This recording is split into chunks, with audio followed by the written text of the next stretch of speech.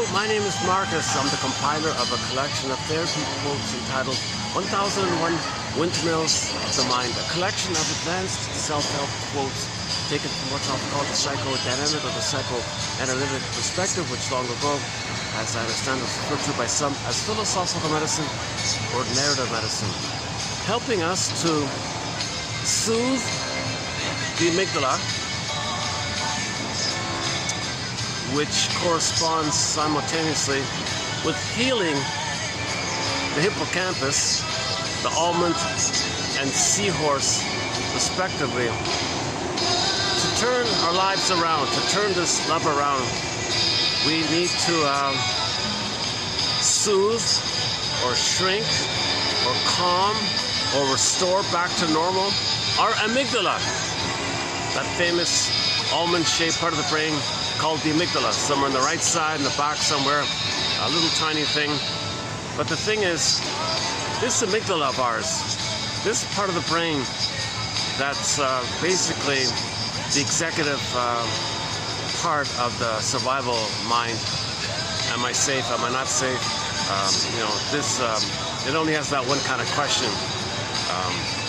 That amygdala is fully there at birth. It's developing already inside the uterus. It's fully grown, fully developed at birth. So if there's birth trauma, there's a full amygdala to record that birth trauma and all the energy, all the memories in there. Where's the seahorse? Where's the hippocampus to put things into context, to put things into narrative perspective, broader perspective, to see the broader situation? Where's the poor seahorse? He's too damaged. There's too much energy in the survival mind, so the amygdala gets enlarged. EAS, enlarged amygdala syndrome.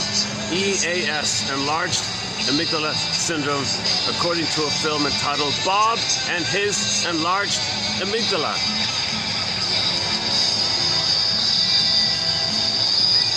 So that means all the energy is devoted to the system trying to make the person safe, so it inflares the amygdala.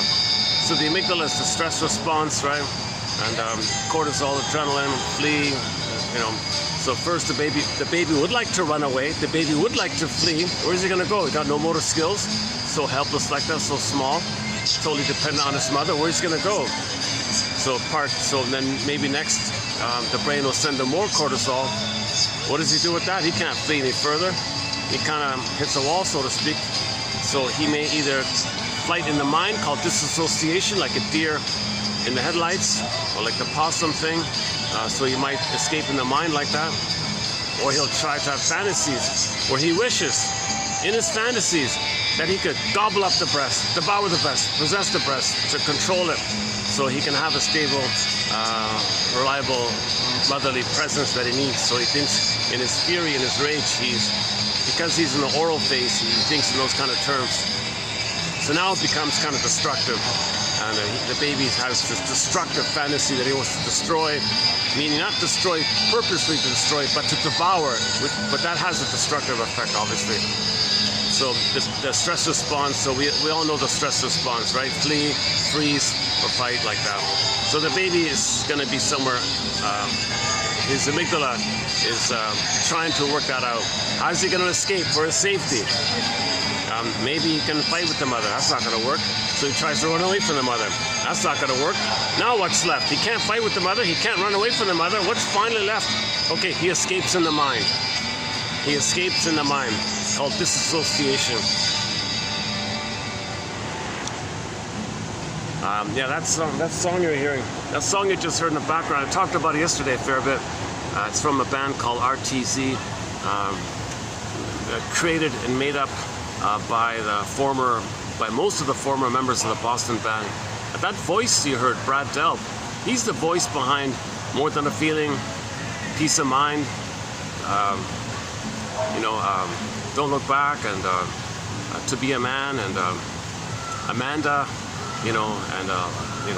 Hitch a Ride, and all those, Rock and Roll Band, all those popular songs. A lot of people like Long Time, that song. So Boston put out, I think 4 albums all in, is that right? 4 albums or something like that. Brad Delp was the lead singer for the first 3. And when he left, him and other bandmates joined another band called RTC. I think this is my personal favorite of theirs, called Turn This Love Around. So we can kind of turn our lives around. We could heal our lives around by soothing the amygdala, okay, to find, so we in our cortex, we in our adult state, try to be detective, try to find context, try to find the third side of the story, try to find out why the mother failed the baby, what was going on with the mother, try to create some context, some linear time, try to create some broader perspective, something inclusive, you get a bird's eye view, try to understand things. You can do the balcony exercise, look at a distance, understand the context of where your parents are coming from and what happened to you and how you responded, and that's why your amygdala flared up and then the seahorse is damaged. But when you create, make inferences and free associate, try to tell your story and observe yourself, that kind of gives the seahorse, some kind of energy and some kind of effort. And now the seahorse is more alive, it's kicking, it's doing its thing. You want to build a seahorse. You want a healthy seahorse hippocampus. Okay? And then as the seahorse is getting healed via your adult efforts to explore, ask questions, read quotes, read psychoanalysis, read interpretive literature, read quotations, read maybe read psychologically interpret myths and fairy tales, treat them like dreams, like that. Notice your patterns, how what you're doing is a repetition of the past, how the outer is a reflection of your inner state. Okay, study defense mechanisms like the Faust complex, the Faustian deal, the Faustian bargain, called identification of the aggressor, psychic splitting, projection, projective identification, related to the scapegoating, a little bit about developmental theory, but what the baby needs in its stages of development. All this helps to build some kind of narrative, some kind of story, some kind of context, some kind of recognition, so we can process and now feel safe by that. We feel safe by that. So when you get your story, you feel safe by that. So if you're going to feel safe by building the seahorse, okay, your conscious ego and your reasonable story like that, that means the amygdala will soothe down. It'll go back to where it's supposed to be, its normal kind of place. You don't want to live with a flared, enlarged amygdala. Okay, that means every little thing sets you off. It's irrational like that.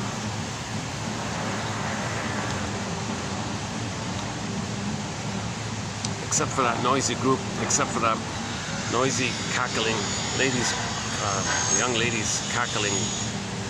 You'll hear in a minute or two some loud outbursts of hysterical screaming.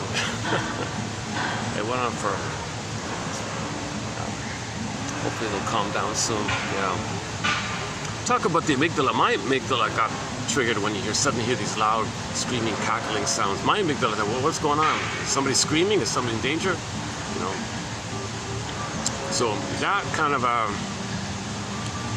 cackling that I heard, well, just in general terms, some of this loud, piercing, screeching, high-pitched, screaming, cackling, quote-unquote laughter, it might be like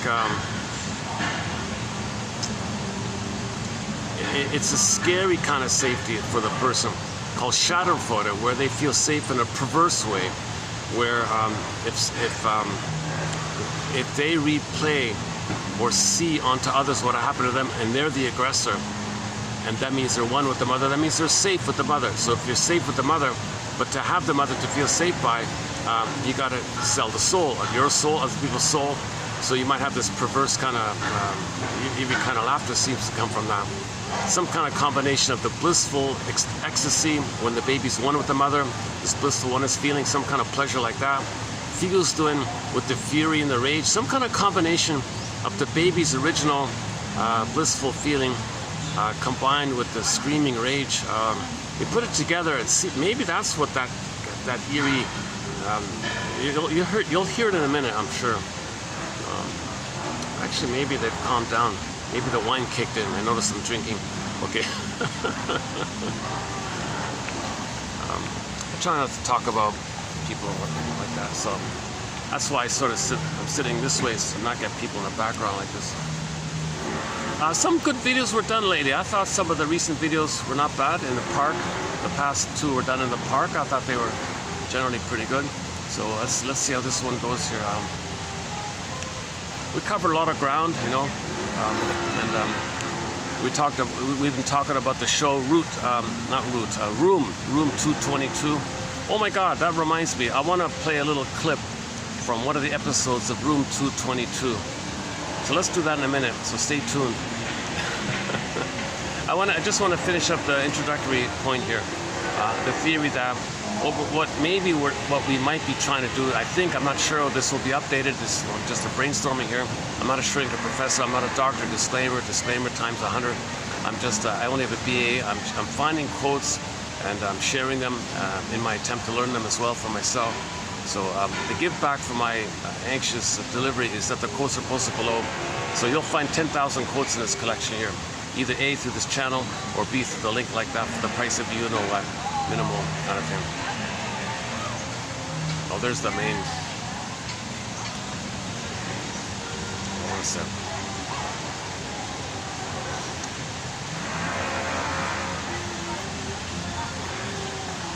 Yeah, the person, the loudest offender of the ladies cackling and screaming does seem to have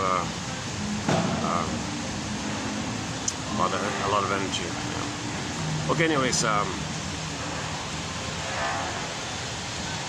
room 222. Yeah, so I'll just play like a 20-second clip or something, like 10-second clip or something like that. I talked about it yesterday. I wasn't online, so here I've got Wi-Fi, so I'll play it in a minute. Let's just pick up on the opening premise here. So the thing is, the amygdala is there at birth, but the hippocampus, the memory bank that lets you understand story and context and time and what's now, what's past, you understand time. The amygdala does not know time, so if there's a problem in there and all the energy's in there and it's unresolved and it's always a matter of jungle and survival. So people with jungle slogans in life, people who live their lives with jungle slogans all the time, my greed, your greed, adversarial thinking, oppositional thinking, prejudice of course comes to them. All that kind of, that means there's trauma, deep trauma, very, very early on, and the amygdala is kind of enlarged. Either it's literally enlarged, or just damaged, or disturbed, or inflated, or bloated. I'm not sure exactly the physical appearance of the amygdala. I've seen some quotes where they say it does literally enlarge. And there's a comedy film based on that called Bob and His Enlarged Amygdala. And he went to therapy, he shrunk the amygdala, he was healthy and reasonable afterwards. We don't see it, we don't really see the therapy process that led to that. They kind of skipped that part. They just filled in with a little frivolous little thing. But we see the before and after kind of thing. So before, Bob was an extreme bigot, very crude, and wasn't open to learning. And if something was unknown to him, whoa, in the present, that triggered that the mother wasn't around for the baby. Because remember, the amygdala doesn't know time, so when the mother's not around for the baby thinks the baby's enraged, the baby's mentation is pictorial and imaginal, so there's a scary image in his mind to reflect that sizzles up by his rage. You got a sizzling up of an image of his rage. Now you got the guy with the horns, a boar queen, a cyclops, a sea monster, take your pick. And then in a paranoid-like manner, because of the fusion, he thinks the mother's that picture. Right? So when the mother is not familiar to the baby, safe with the baby, giving him soothing and comfort and meeting his needs like that, and if she's on the telephone, she's not around, or whatever's going on with her, where she's misattuned, maybe gaslights the baby, is misattuned to the baby, double binds the baby, blames the baby, maybe she wants to shame the baby because she's trying to remember that she had been shamed, maybe she feels resentful at the idea that she's supposed to love when she never received love. Okay, for more on that point, go to yesterday's video in the park when we talked about the Snow White story. I won't do it here, but yesterday I summarized the Snow White fairy tale on this point. Yeah, if you're interested in the Snow White story, I would highly recommend yesterday's video in the park there. In the park. Oh, Chicago, huh? They're still around, eh? Jesus. In the park. It wasn't a Saturday in the park. I think it was like a Tuesday in the park or something. Tuesday in the park. Oh, Till Tuesday, the band Till Tuesday. We've got one song by that band on our soundtrack, Voices Carry. A nice little song. Okay, back to So whatever old cunning tale that's going on with the mother, if the mother does not meet the baby's needs, the baby can't do ambivalence. The baby can't do.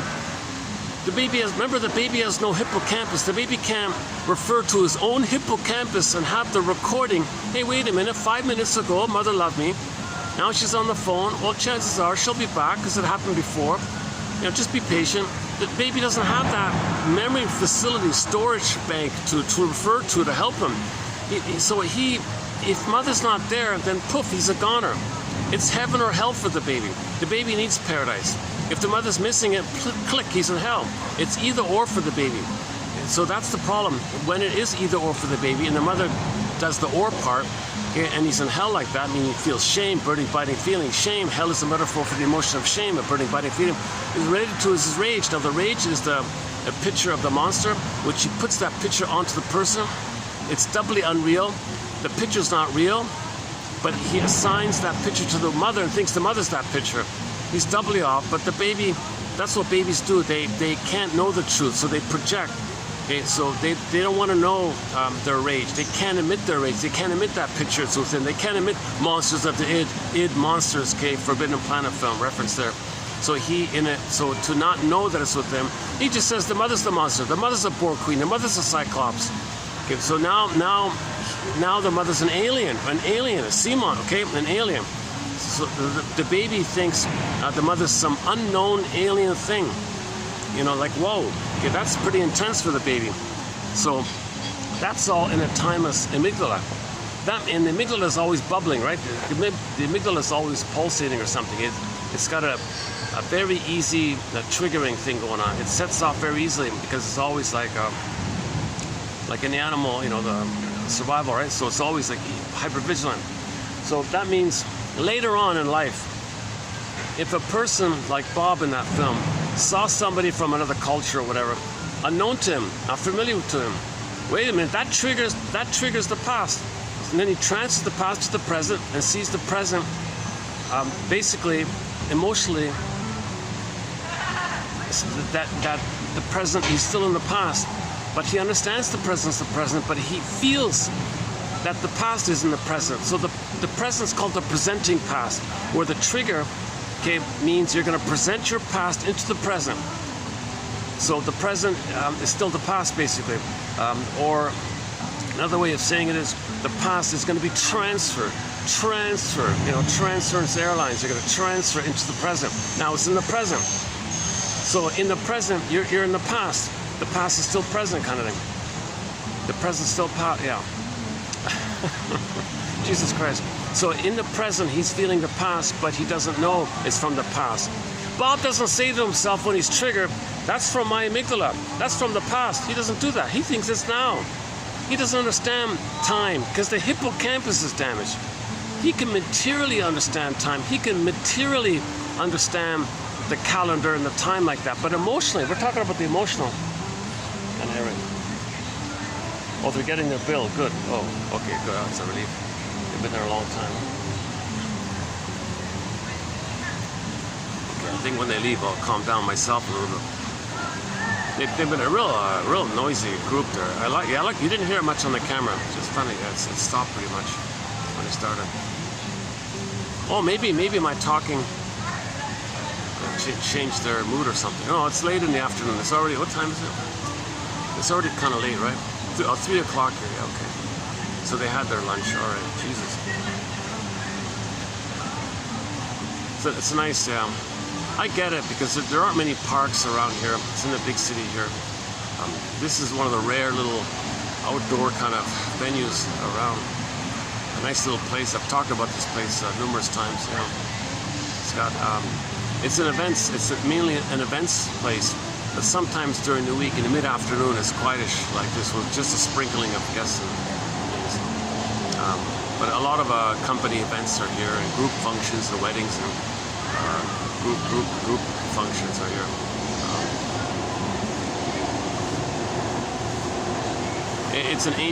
It's a historical landmark. It's actually got a lot of history here. There's a plaque on the front and all this. It's been around for hundreds of years. And at some point, it got converted into a restaurant. It's a 2-story restaurant there. Very nice, very nice inside. It's an older building, but still very nice inside.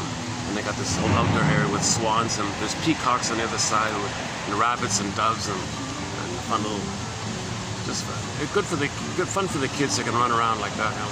So it's kind of like a little park, like a little mini kids zoo, I guess. Outdoor garden seating, nice inside place. The pond there for the swans.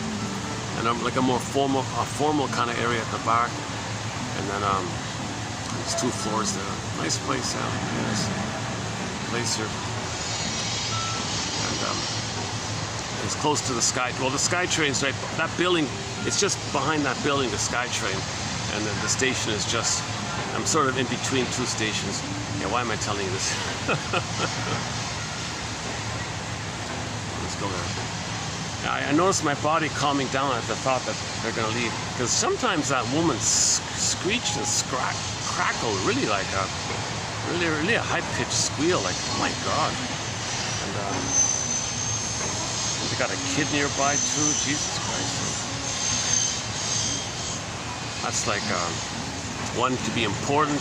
I'm the center, look at me, or something. Or I'm angry, or I'm tense, I want to blow off steam. I'm the center. I don't know what she's doing. I don't know them at all.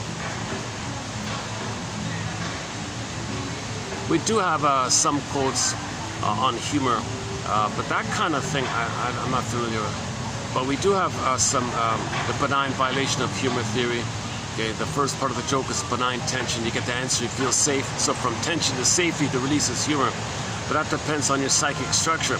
If you have a stinger psychic structure, then it's Schadenfreude. But if you got a clinger psychic structure, this more playful, harmless kind of humor, called Freudenfreude. So it's the difference between Schadenfreude and Freudenfreude. Freudenfreude means you want everyone to be better off. You have pleasure in other people's happiness, like that. But in Schadenfreude, I only feel pleasure if I can shame myself, and then project myself on others and shame them, so I don't know that I'm shaming myself. That's the perverse kind of pleasure called Schadenfreude. And then the added point is, after you see, the reason it's called the Faust complex. When the mother hurts the baby identifies to the mother to feel some kind of agency. All babies think they make things happen, so they want to make it happen. Mother, you shame me? No, let me do it. I'm going to shame myself. Okay, that's called repression, and he can't know it, so it's going to be projected onto someone else. Then someone else is seen as needing love, and he shames them the way mother had shamed him, and he becomes the shamer, so he shames himself, so that gets projected onto someone else to make him unaware that he's shaming himself, called repression. He can't know that he's shaming himself, because he needs to tie to the mother, he needs to feel important. So the mechanism is, when he represses his soul like that, he's going to attribute onto someone else, him. Okay? Now he replays the original amygdala timeless loop. The other person's him, he's the shaming mother, so the behavior is the person's going to shame the proxy playing him, because he's the mother who says no, who says no to him. Someone else plays him, so he says no to the other person, because that other person is him, he thinks. And then at the same time, hocus pocus, primary mentation, flip-flop and Sheffield, magic mirror, hollow mirrors, Alice in Wonderland, Never Never Land, Dream World, Myth and Fairy Tale World. And at the same time, the person doing this is angry at the mother, but they are the mother. So in order to get their anger out of their mother, they got to find first someone to play them, which they're going to shame because they are the mother. That allows them to flip-flop and play themselves and think that the one they just shamed is the mother who hurt them. Now they open up their anger at the mother and take the anger, direct their anger at the one they just shamed. Okay, the images in the Twilight Zone called Howling Man. You got the devil guy in the cell in the castle. He escapes. You want to put him back in. Okay, the devil guy is the picture of your rage at your mother. So the baby's rage can't reach the mother. She gaslights the baby, double binds the baby, can't go anywhere, so it turns inward, rebounds inward. The picture of his fury at the mother is the guy with the horns, or take your pick, any other image like that. They had in the Twilight Zone episode, they had like a list of in folklore and literature throughout the ages. They had various names, Ahriman and Bilalai, and one that sounds like Amadeus or something. Devil, Satan, Dark Angel, Fallen Angel, Lucifer, all these kind of... that picture of the scary guy with the cape and all that, that's not real. It's just a fizzled image created by the baby's fury at the mother. The reason it's destructive because now it's going inward. Because it reached that point of oral rage and greed that's become destructive. When the baby gets to the point where he wants to devour the breast, that's the devouring, destructive quality. Because his positive intention, he wants to control the mother. Baby doesn't know how to control the mother, so he's got wild fantasies. He wants to gobble up the mother. That ends up in a destructive kind of mode. So that destructive kind of mode, it's the baby first tried to live, L-I-V-E. Mother, I need your love. Mother said no. The soul froze. Pin goes on the collar. Okay. Oh, it's still out there. Oh, jeez. Oh, I thought they were leaving. Oh. No, it's not up. It's still there. Problem is, they're right in the middle of the place. If I go to this where the swans are, it's just as bad.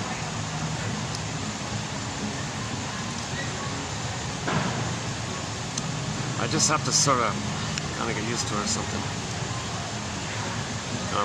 It's funny, you know, in public places, there's usually interruptions, right?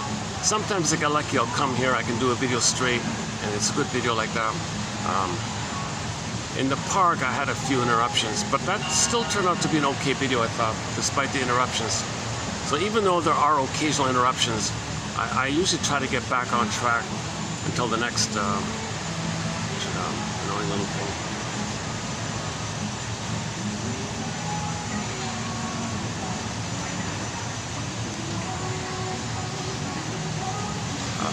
One second.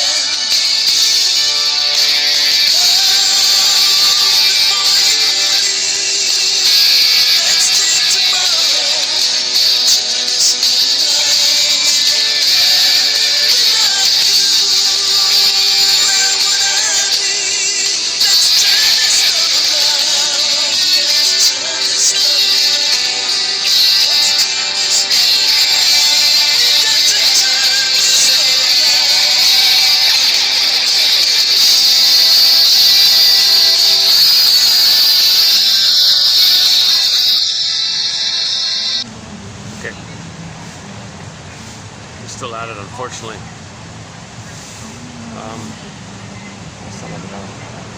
I'm sure that person is very creative or artistic or something, but there's a lot of anger in that kind of there's a lot of narcissism in that personality, I think. A sense of entitlement. If they're not the center, if it's not all about them, if they're not the center, if they're not center stage, and the others just they're just lackeys by the looks of it. They just go along and they follow. like a little groupie kind of thing. She's their little cult leader or whatever. If someone has some kind of comment on their end, she'll make a loud screaming, no, it's about me, I'm the center. So the screaming might be the narcissistic rage, no, I'm the center, look about me, look at me. So she might be screaming like that, no, I'm the center. Don't talk about your feelings, I'm the center. And then it would all go back to admiring her kind of thing.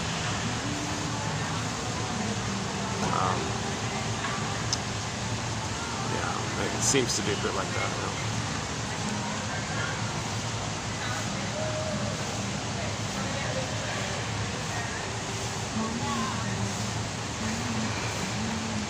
So she's probably maybe a lower functioning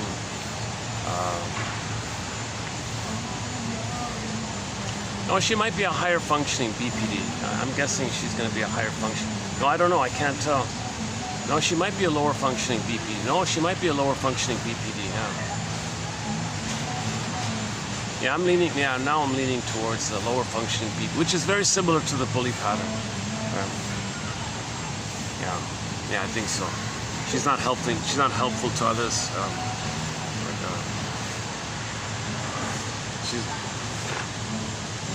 There's a more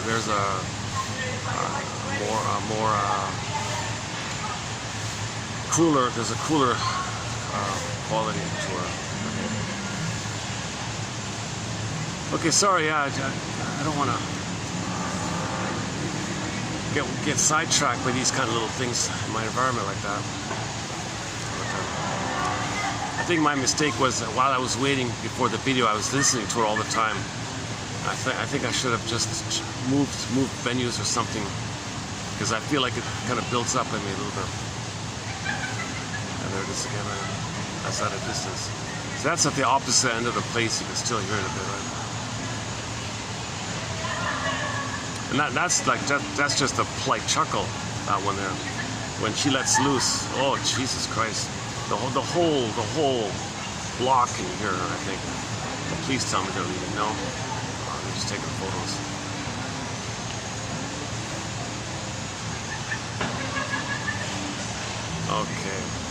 Okay, now another clue. Yeah, okay, I see. Okay, we don't have a thread on we don't have a thread on the whole LGBT. We don't have a thread on LGBT topics. I just realized that's now another factor. That adds to the complication of it all. Yeah. Maybe in the future we'll try to tackle that topic. We've got 62 topics on the go already, so let's just try to work with them. Maybe I should leave, eh? Jeez. I went to the hotel, it's filled, there's a conference there, it's filled. It was too late to go to the park place, so I took the SkyTrain the other direction to come here. I'm kind of limited with my venues. I keep hoping they'll leave, but it doesn't look like it. Okay, where are we here? Jesus Christ.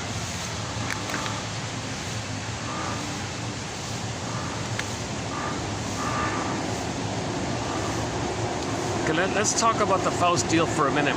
The Faustian complex, the Faust complex, or called identification to the aggressors, all babies feel they're important, they make things happen, they create everything, they're magicians, they're gods, they're kings. Okay, whatever they need, it happens. So they have a thought, poof, there it is, they think they make it happen. Babies in a state of undifferentiation, fusion, merging, symbiosis, participation, mystique, unio, mystica, one of this big mystery and all that. So in the beginning, the baby thinks he's the whole thing, the universe. Maybe later he's the center of the universe, and it's all about him, and the universe does everything for him, so he's center stage like that, called narcissism. So now he's in a narcissistic kind of place. Yeah, this goes up until 18 months of age. Now, if he's traumatized prior to 18 months of age, he's got to hold on to some remnant, some crumb, some little speck of sense that he creates it. He makes things happen. That's enter the Faust deal. So mother hurts him.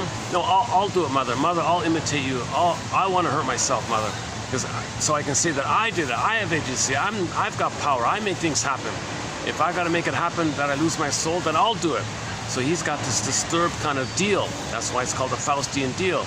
So pays a huge price like this, but he has some kind of identity.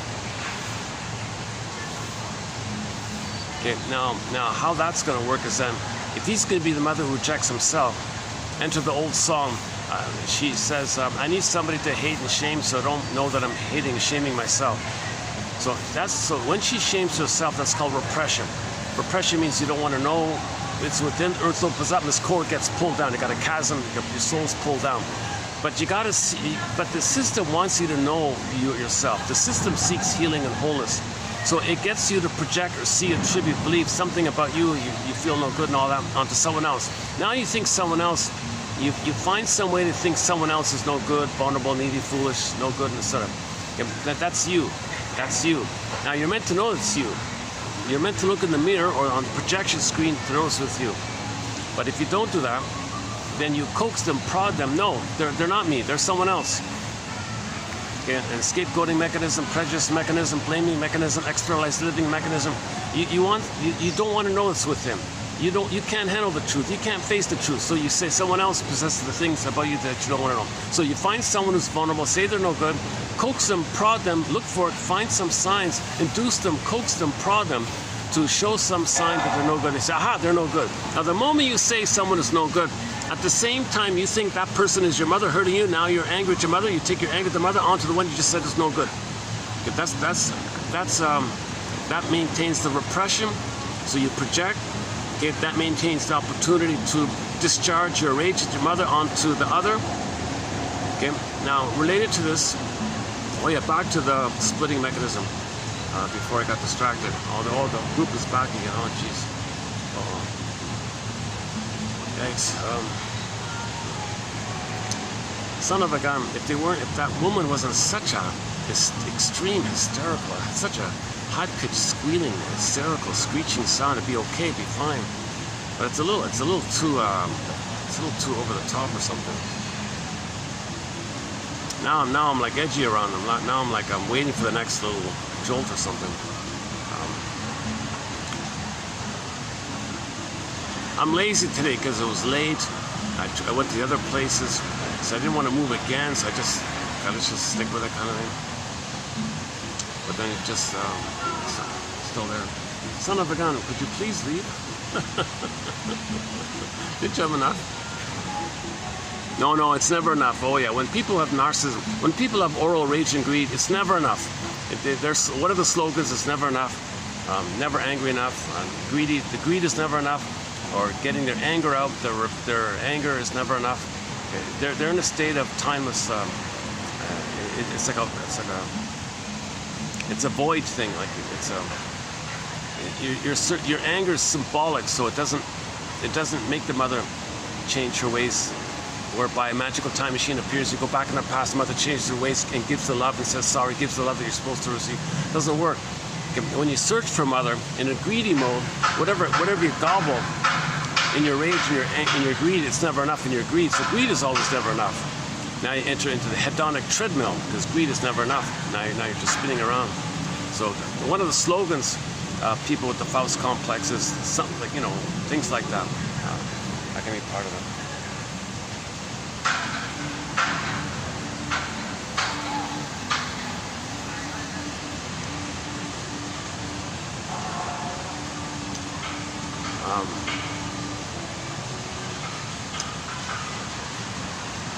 I'm still distracted by that. Jesus Christ, I don't want to do a whole video where I'm constantly distracted by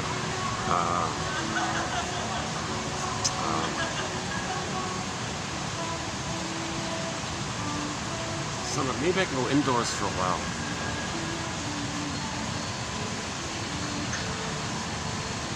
Actually, one backup plan, I forgot about this. They have a second floor balcony. Maybe I can use that briefly. Let me use that briefly for a while, because it doesn't look like they're going anywhere. Yeah, there it is again. Oh, Jesus. Poor kid. I feel sorry for that kid who has a mother like that. Oh my God. Talk about the wicked queen. Jesus Christ.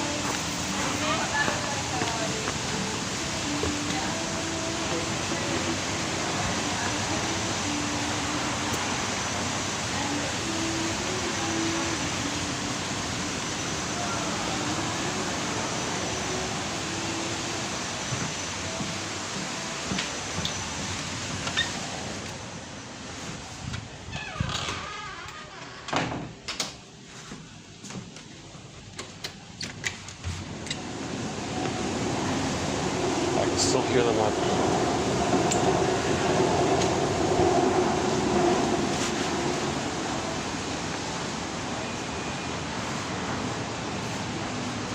Jeez, what if can I go here?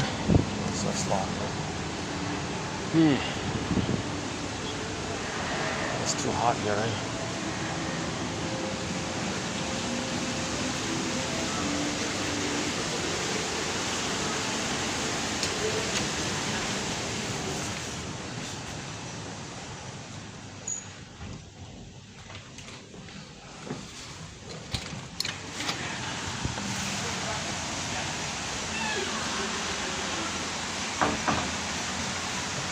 What's here again?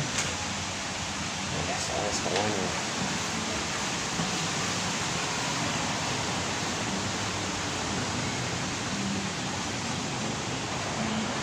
So, oh, what about here? Well, since we're here, here's some of the doves. Oh, if they show up here. Oh, there's the peacock down there.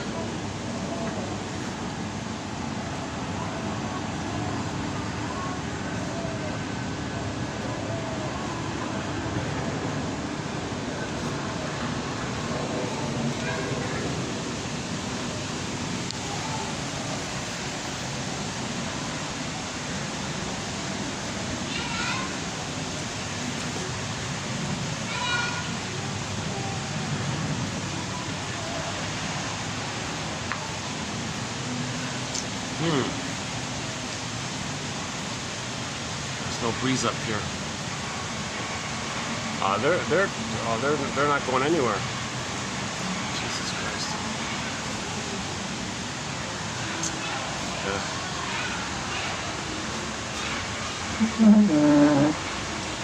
Let's just give this a try for a bit. Hold on a second.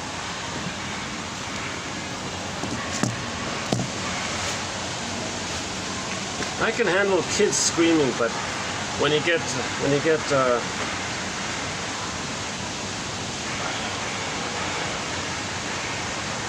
kid screaming in the size of a full, large-sized body, that's a different story, right?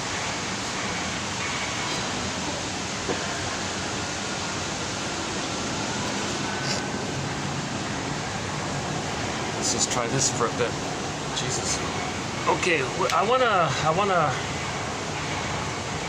just round up the basic point here. So let's finish up with the Faust complex. So we're meant to have like a beingness identity from our feeling self, but that's all frozen with trauma. Pin goes on the collar. Okay, the jargon is flat affect. Flat affect. Long ago, that's called athemolexia. No feelings for your words, or alexithymia. No words for your feelings.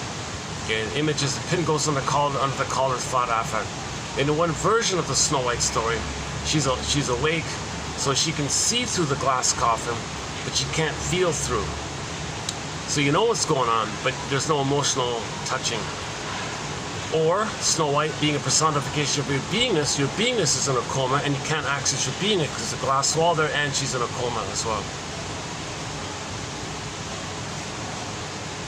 So the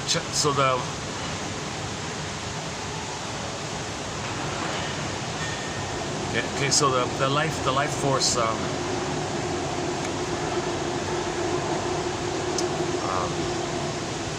the life force originally is in the embodiment place, but mother says no, she's too scary like that. So the child's energy, where's it gonna go now? It can't live, so to speak, right? So everything's frozen. So the child's own energy reverts back to the survival brain because mother's not safe. Mother crushed his soul. She's dangerous. Now he's a survival mode kind of thing. So now all his energy goes to the almond, the amygdala kind of thing.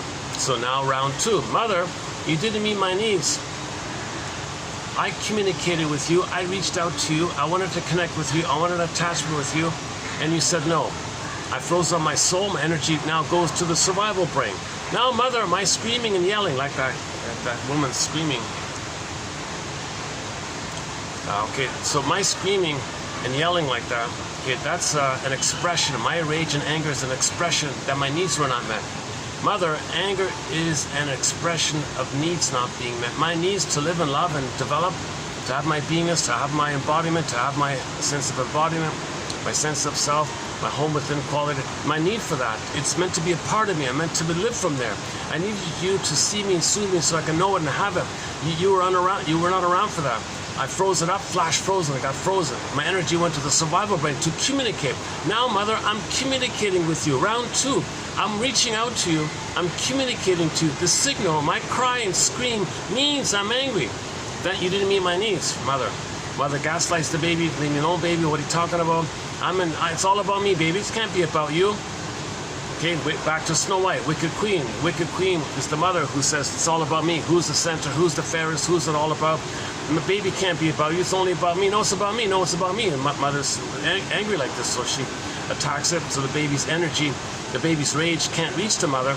So it rebounds in on itself. So the baby's LIVE round 1, LIVE round 2.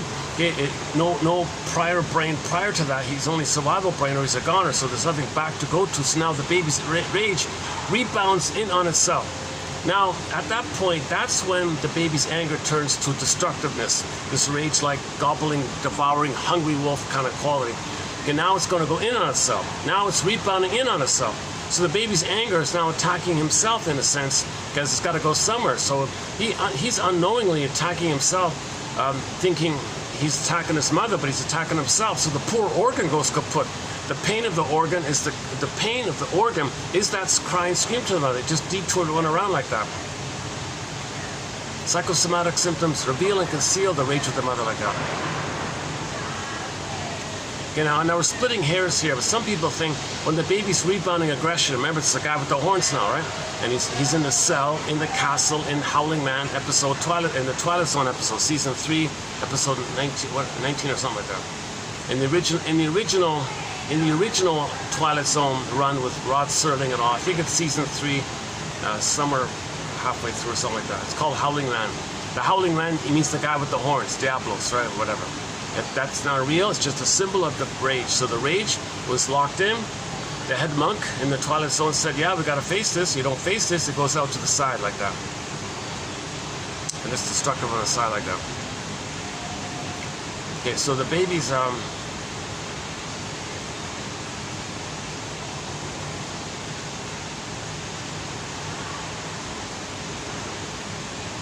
what kind of love is this, Mother?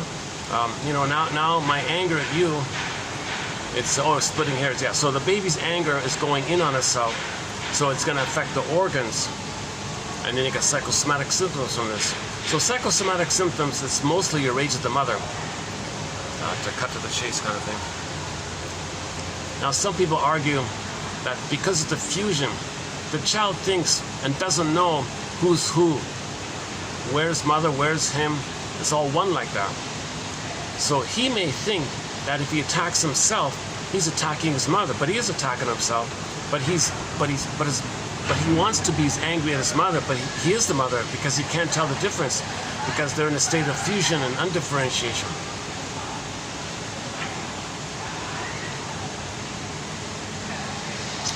Maybe that lady feels a lot of tension in her life, generally speaking, and here she finds a nice venue.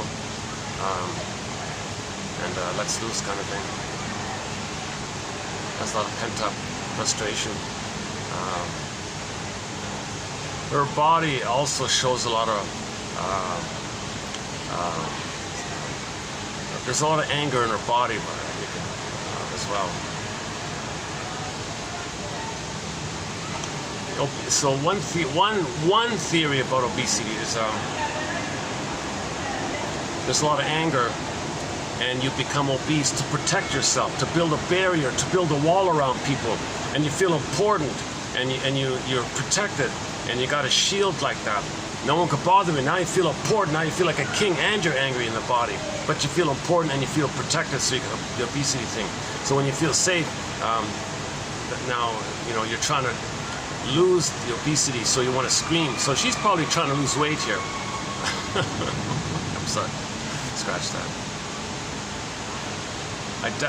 I'm not going to show you it in the camera. If by accident they get in the camera, I'll have to close the whole camera, right? The whole video thing. Like, I think they're just tourists or passing by kind of thing. Oh, a bit of a breeze. Oh, thank God, there's a bit of a breeze here. I can still hear them even I'm on this at the opposite end. I'm at the opposite end of the venue and I can still hear them. These things.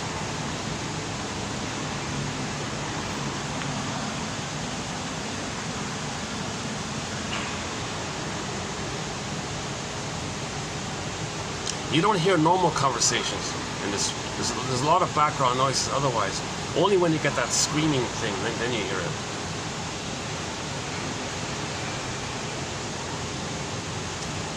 So sometimes people think when they're hurting themselves, they're hurting their mother. So one quote was the guy was drinking. The mother saw it and said, "Son, when I see you drinking, I feel pained by this." "Oh, do you?" "Yeah, it really hurts me and it pains me to see you drinking." "Oh, it does it really?" Then he doubled the dose. He drank more, trying to hurt her. Because he's still fused with her, psychologically speaking. So when he got the idea that he can hurt his mother, he tries to hurt himself because he and his mother are one. Like an attrition thing. He thinks he's going to attack his mother and he'll survive, but he'll attack his mother. He's attacking himself. It's he's coming from a psychological point of the memory where he's still one with the mother. In the show Nashville, the music show Nashville, the couple broke up. The guy was trying to make her feel guilty or something, and the ex-girlfriend said, "Look, don't try to punish me by punishing yourself. Don't try to punish me by hurting yourself," because he was trying to do like a Fire thing where he hurts himself. That's how he expresses his anger at her. Don't express your anger at me by trying to hurt yourself, because he still had symbiosis like that. That's probably why they broke up, right?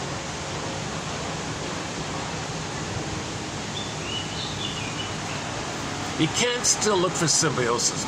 You can't still, well, you can, but it's not going to work. Looking for narcissistic fusion, narcissistic union. If you keep trying to recreate that, it doesn't work. Okay? You got to identify that you didn't get it and mourn and admit the loss that you never got it. Mourn that you didn't have the loving mother that should have been there. Mourn that the missing good mother never existed. Mourn that huge loss. Mourn what you didn't get. Admit what you didn't get. And then you grieve, and then the Firebird comes, then you get your feelings back because you're restoring the hippocampus. The amygdala soothes. Now it's safe. When you feel safe, the feelings come up. Just like this woman is safe, she's screaming all the time. If she were in another environment and many people around her, she might not think she can get away with it or something like that.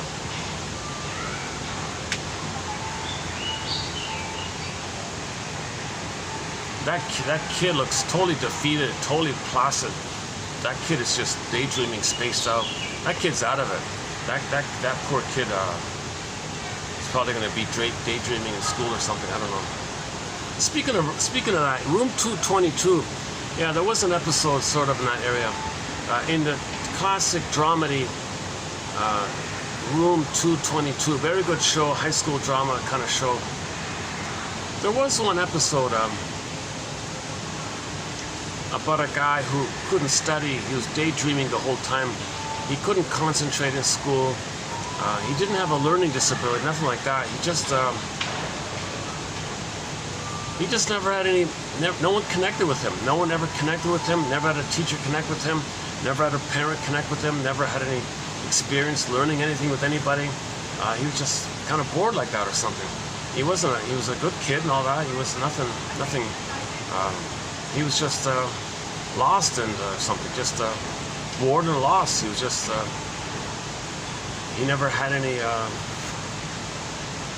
attachment with anyone like that.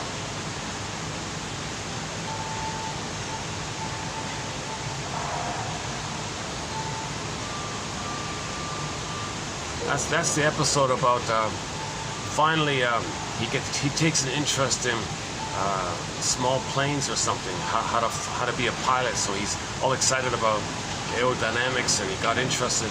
And when you're interested in one thing, suddenly your grades go up in all your other subjects. Like if you're keen on one topic, your grades improve on all the other topics. So the argument was, let's fund this pilot training school thing, because look at all the kids. All these kids were failing all their grades. You do a side extracurricular activity, specialized extracurricular thing. They love that. That love of learning applies to all their courses, and all the grades and all their other courses went up. So they crushed it. So no, that's not our business. And they were angry like that. But the point was made in the TV episode like that. But there's another Room 222 episode clip I want to play. Should we do it now? Okay, let's finish. Sorry, I still want to finish up the core point here. My God, it's ironic. I'm having a harder time doing the video here, ironically, than at the park. At the park, I can move around. If there's interruptions, I can change places easily. Here, I'm kind of I'm limited. I haven't heard any screaming in the past 5 minutes. That's a good sign.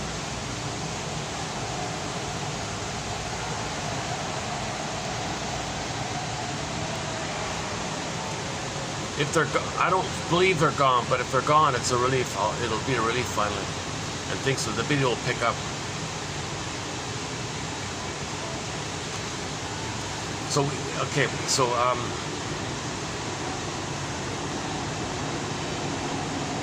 so the Faust complex means the baby identifies with the aggressor. He gets identity, he gets attachment, he gets the hope that if he mirrors the mother by shaming himself the way his mother shamed him, okay, so that's why he's going to be dysfunctional. That's why he's going to have prejudice. That's why he's going to have psychosomatic symptoms, to be loyal to the mother, waiting for the mother to be seen so she can turn around and see the child. So he's got this hope like that. So all dysfunction, all prejudice is loyalty to the mother, trying to save her, trying to fix her, trying to make her be a loving mother so that she can feel seen and mirrored, so she can turn around and mirror the child. Doesn't make sense. No babies can do that. And now you're trying to do it with the memory in your mind, and the memory in your mind is following you. Isn't it bittersweet, says the Twilight Zone. Isn't it bittersweet that you're still trying to save your mother, a ghost in your mind, a memory in your mind. You're still trying to save this memory of your mother. And she's already 6 feet under, but there's a memory of her, and you're still trying to save her in the form of the ghost of her. You're trying to save the memory of her. Isn't that bittersweet? So go to the closing narration of One Life Furnished in Early Emotional Poverty. There's a Twilight Zone episode entitled One Life Furnished in Early Emotional Poverty. It's a mediocre episode, but the closing narration is one of the best closing narrations. Isn't the bittersweet one? Okay, so it's a time travel episode.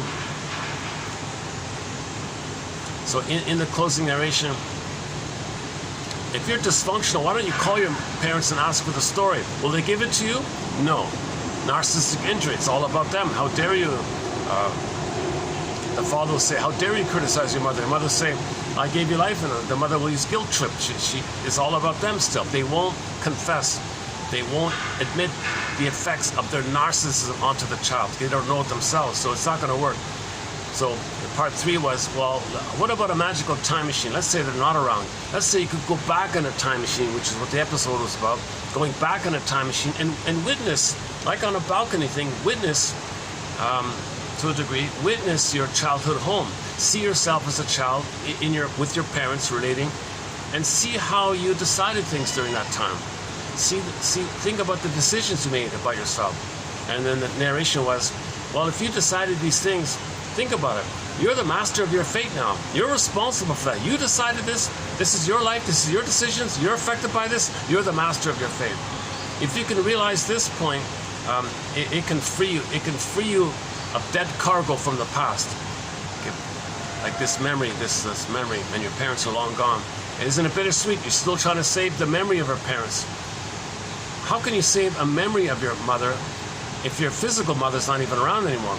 How does the delusion that you're going to save a memory of your mother you can't do it, but what are you thinking? You think you try to save the delusion of the memory of your mother. You think a time machine's going to come, your dead mother will be exhumed, the ashes will come together and she'll be a person again. Time machine will go back to the past and she'll say, thanks for mirroring me, thanks for sorry for my mistake, let me do it right this time. You can't go back on a time machine. But the person living in a dysfunctional way kind of hopes for that kind of stuff. That's why dysfunction is so neurotic. It's such a loss of life like that, because you're not enjoying the present. Enter the Greenberg film. The shrink said to the guy, Mr. Greenberg, you have a hard time living in the present. So you linger in the past. You dwell in the past because you feel like you never really lived it. Couldn't process it, couldn't know it, couldn't assimilate it. No story, no context, no time, no seahorse. Amygdala inflared, amygdala enlarged, amygdala blown up. You couldn't, and now you're dwelling there. Now all time is there. So you can't be in the present because the present's still the past. You try to pass to the present's still the past. So you're not living in the real present. The present is just a mirage where you feel that you're still, where you pull the past into the present, and the present's still the past for you.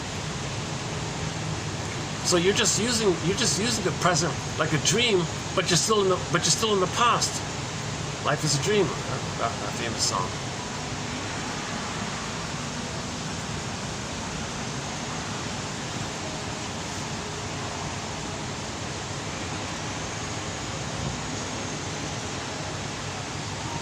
Yeah, I've gone on so many, because of all these interruptions in this video, I've gone on so many sidebars, I couldn't stay on the main thread here. Jesus Christ. Let's go back to an hour ago. And yeah, let's go back to an hour ago. And let me clean things up here. Let me tidy things up here.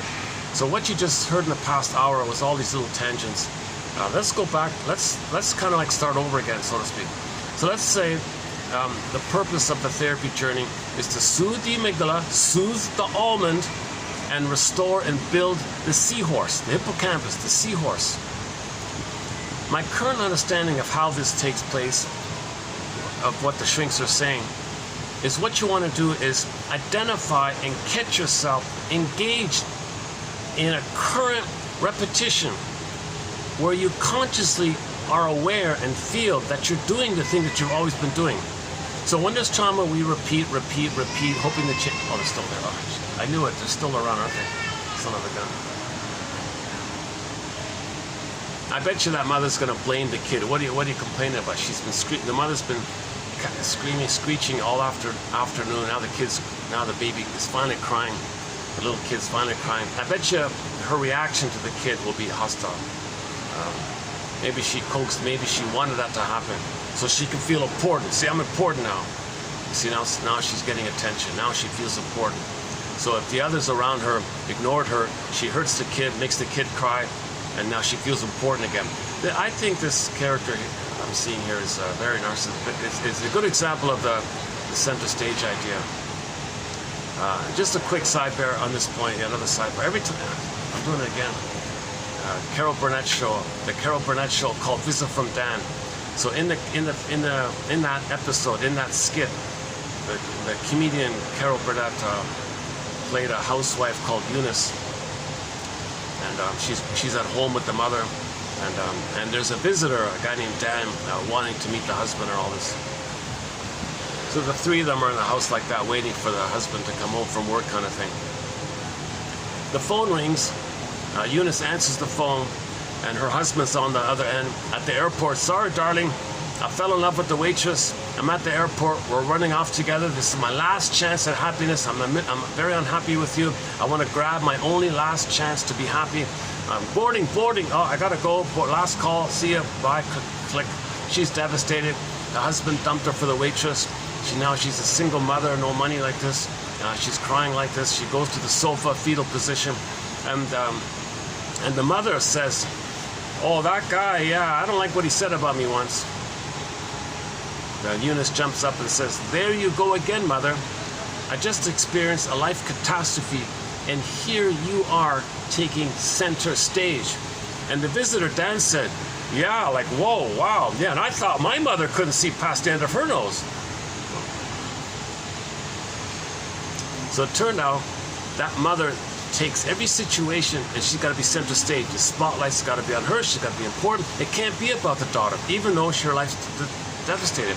Now, it turned out that the mother liked it that way, because that means Eunice will turn to the mother. The more helpless and confused and dependent the daughter is, the more she'll turn to the mother. The mother regards that as being important, center stage like that.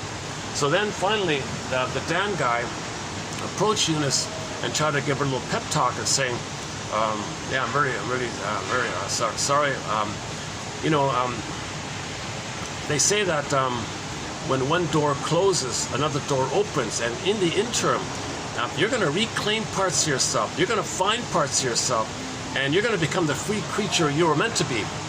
He's giving like a little pep talk like this. The mother charged in, cut Mr. Dan off, and said, I don't know what spaceship you came off of, but back off here. I need my daughter to be unhappy because she gives me supply. And the Eunice intervened and said, look, mother, this stranger here, he's kind of talking to me like a human being. Something you've never done. And she's right. The mother cannot treat the daughter like a human being, because the mother treats the daughter like a symbolic breast, a source of supply and energy to make her the center, to make her the star, to make her feel important. So so the mother wants the daughter to be defeated, because the mother needs one person in her life around who's depressed, miserable, always turns to them. So she feels important, center stage. She makes things happen. She can see her soul externalized. She can see, she can repress her defeated soul onto the victim daughter, and then she gets supplied. So the mother dumps her waste on the daughter, and the daughter sends her attention. That's the goodness that she wants. So the mother is functioning like she wants the attention from the daughter, and she rejects the daughter like this. Fairbairn's line is, the more the mother's love is unavailable, the more the baby needs the mother. The mother set it up like that. Mothers know how to push her buttons because, hey, they sew them on. So the mother in the Carol Burnett show wanted her daughter to be dependent, helpless, confused, not know how to be successful, not know how to be on her own, not have a job, not have any skills. She wanted that way. So when Dan tried to help her, like a fatherly kind of thing, help her, lift her up, and be on your own, she cut him off. And a lot of mothers do that. A lot of mothers block the father from the kid because the mother has an investment. The mother has an investment to get narcissistic supply. So they don't want the father to interrupt that. So she sets it up. She brainwashes the kid. Look, their father's the bad one. I'm the good one. Yes, mother, children will dance to any tune the mother sings, kind of thing. Mother has a lot of power. She exploits it because she wants supply. Why? Because the mother is trapped in the mirror. Mirror, mirror on the wall. Who's it all about? Who's the center stage like that? So that's that little scene that scene I overheard there when the kid was finally crying. See, the whole time I've been here, that individual is sort of center stage the whole time. And I'm guessing at some point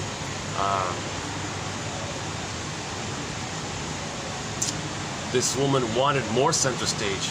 Maybe there was a moment when she was not going to be center stage. So push the child's button, make him cry. Now she's the center stage. Now she's important. Now the baby turns to the mother. And the screaming of the kid, now the kid's screaming is a proxy of her screaming. Maybe she's using the kid like a toy like this. I don't know the full story. I haven't spoken to them. I know nothing about them. I'm just speculating.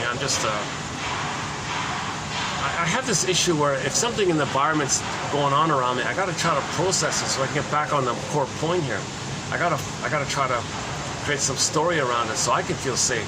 So I'm just guessing around here. I don't know. I'm not personalizing anything. I don't know anything about these people around me here. I never really talk about. I almost never talk about people around me. It's just once in a rare blue moon. Like today's really an exception. This is the most I've had to. I've never been sidetracked for so long in a video like this. Why don't they just find a leave? Jesus Christ.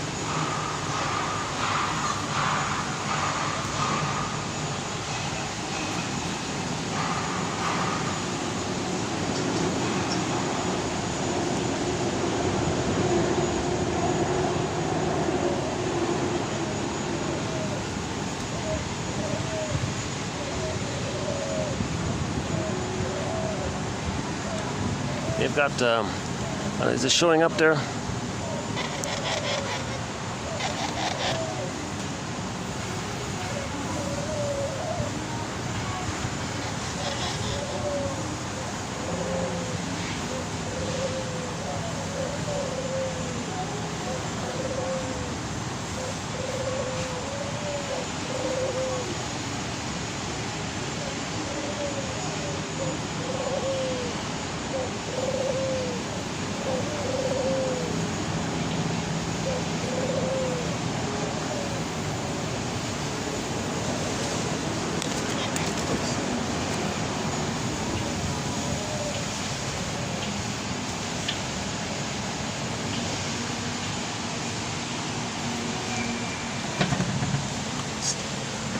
Still there, some of them.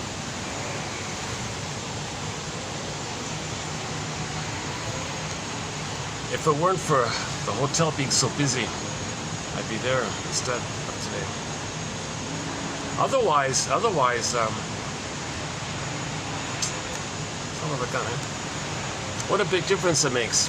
If I'm alone, I can get into a flow. I cram it all in material and some new insights. Sometimes I got like a new little connection or something. But rather than spending my whole time just being just distracted all the time. So let's still see if I can finally pick up on the core point that I tried to start off at the beginning an hour and a bit ago, which is that when the baby's needs don't get met, he's terrorized, mother's a monster now, the mother's unknown, alien, strange, unfamiliar. What he wants is something familiar, known, blissful oneness, familiar, unfamiliar. Big difference for the baby. Familiar, unfamiliar, for the baby is goddess and demon. Okay, so later on, so that's frozen there, psychic splitting. When they grow up later on, and something's familiar, okay, their environment's familiar, and this outsider comes in, a new person, in the school, let's say someone, like a new student enters in the class or something, nobody knows them, or a new person moves to the town or something, nobody knows them, or they're different culture or something. That can trigger that sense of somebody being unknown to you, unfamiliar to you, not one with you like that by comparison to the other people. That can trigger the goddess and demon thing in the mind. Because remember, the amygdala does not know time. The present can trigger the past. So when you're triggered, you got to say, the self-help exercise is to say that when you're triggered, say, aha, hello amygdala. And you know the amygdala is from the memories of the pre-verbal time. So the strong emotions you're feeling when you're triggered comes from the past. Like, I guess if I hear that lady screaming like that, and I have that kind of really scared reaction myself, I'm going to make the inference that when I was a baby myself or something, maybe there was some screaming in the neighbors or something. Maybe I was in a building and there was a lot of screaming around, or I had a little clue about this that unfortunately I don't remember this, but there were some noisy neighbors. There might have been a lot of shouting and all that with the neighbors like that. So if I hear screaming now, my brain might bring up what I felt very scared as a child with the screaming neighbors or something like that. Or my parents were screaming at the time. So if you hear little screams now, it's benign, it's harmless, right? Shouldn't affect you. But if it does affect you, that's the amygdala. So what I'm feeling here all throughout the past 1 hour with that lady screaming is my amygdala coming up, and I'm being given into the present here my past fears of something I don't remember, because my hippocampus is also damaged. My seahorse is also struggling. I'm trying to fix the seahorse myself as well. Yeah, so just relaying that a little bit is helpful, I noticed. Okay, so the opening premise here, let's go back to the opening premise once again. Yeah,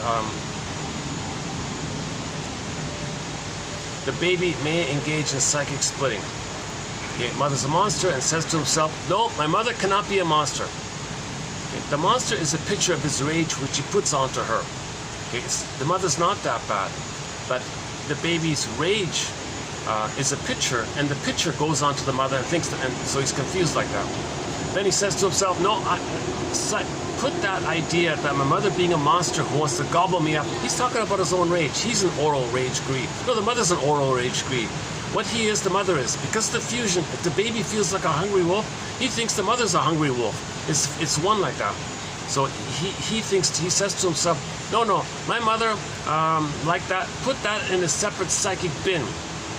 Bury it unconscious, and then hallucinate, delirium, hallucination, mother's a goddess. Now you got a beautiful goddess who's divine and heavenly and sweet, and, ice cream factory. In room 20, in the clip I'll play you soon, there's a thing about the ice cream. Oh no, in another Room 22 clip. Go to yesterday's video about the ice cream factory. Go to season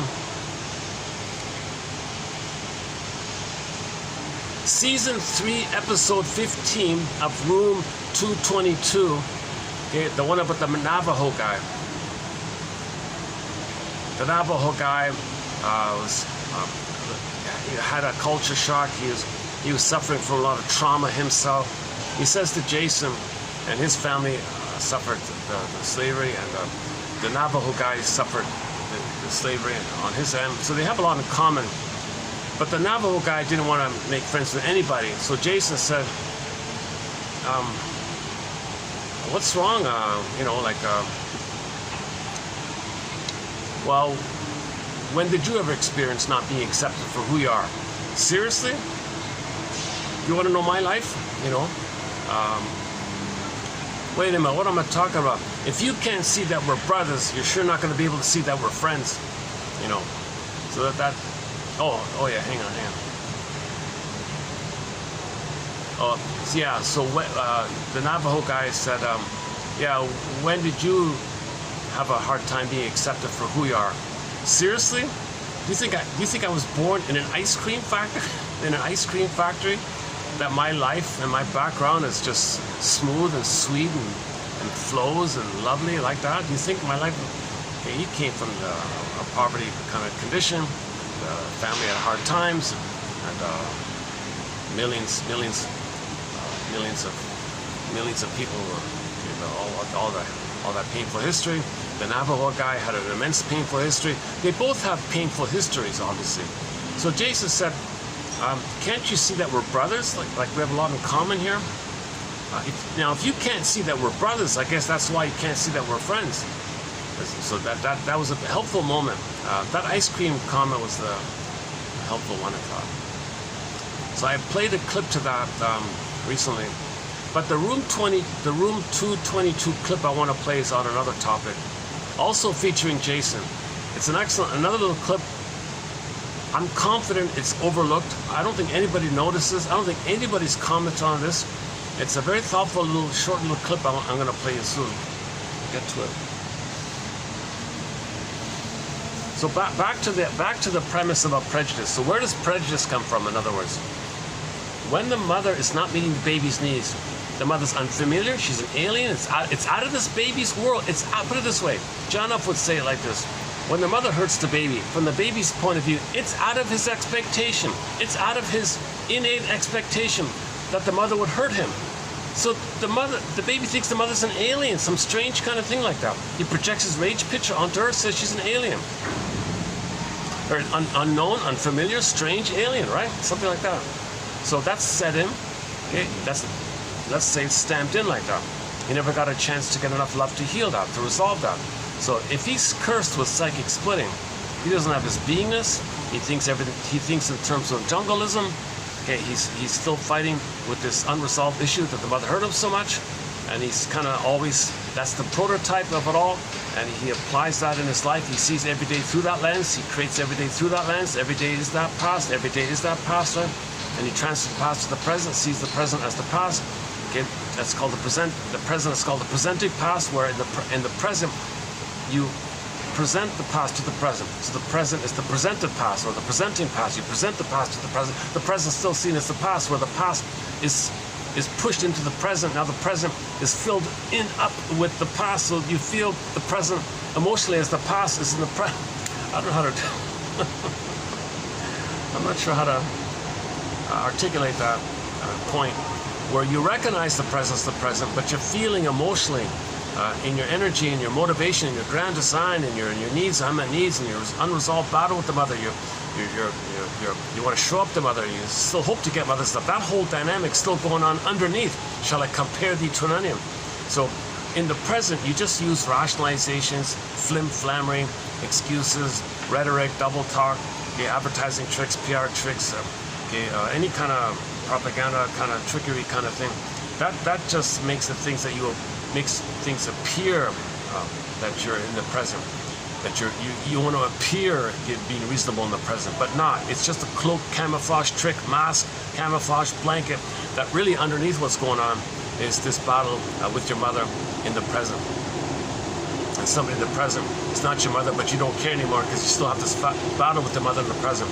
So in the present, you're fighting with your mother, with others standing in for them. Doesn't make sense, so you create rationalizations and cloaks and camouflage and blankets and PR tricks and advertising tricks. Okay, that's called, that jargon is called rationalization, where you create a belief or a rationalization, something you say to yourself, okay, that makes you think that you're being reasonable to fool yourself and to fool others, but really it's just a cloak and a blanket of the underneath thing going on that's really going on.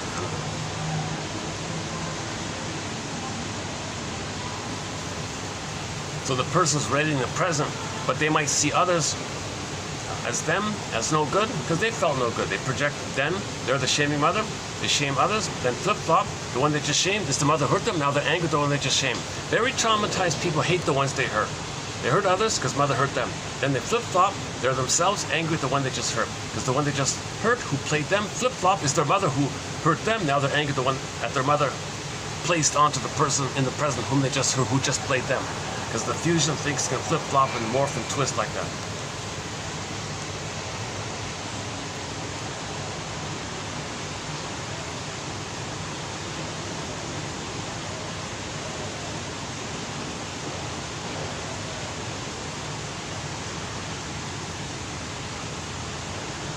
Yeah, see, you wouldn't think you're in a nice garden like this.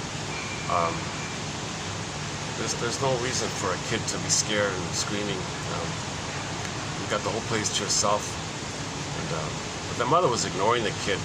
She was just too busy devaluing the people, her quote-unquote colleagues or the people around her. She was actually discharging her hate onto the people around her and wanted to be important. So you dump the waste and you want to be seen as good. It's a trick, right? The trauma is the continuation of the prototype, where in the uterus, you get the good, but you send the waste. Baby sends the waste up, the two veins in the umbilical cord to the placenta. The placenta takes care of it. The center vein sends down the goodness. Okay, so this, okay, never mind what I'm seeing here. Just the person, anybody with narcissism, bullyism, egoism, etc. Okay, they want to get supply and fed and dump the waste. As they dump the waste, okay, others are just phantom placentas or phantom breasts. Then they want to receive the good and the milk and the nourishment, emotional vampire type of thing. Send the waste, they expect the good. So they dump the hate and they want to be seen as admired. Okay, if this dynamic takes place because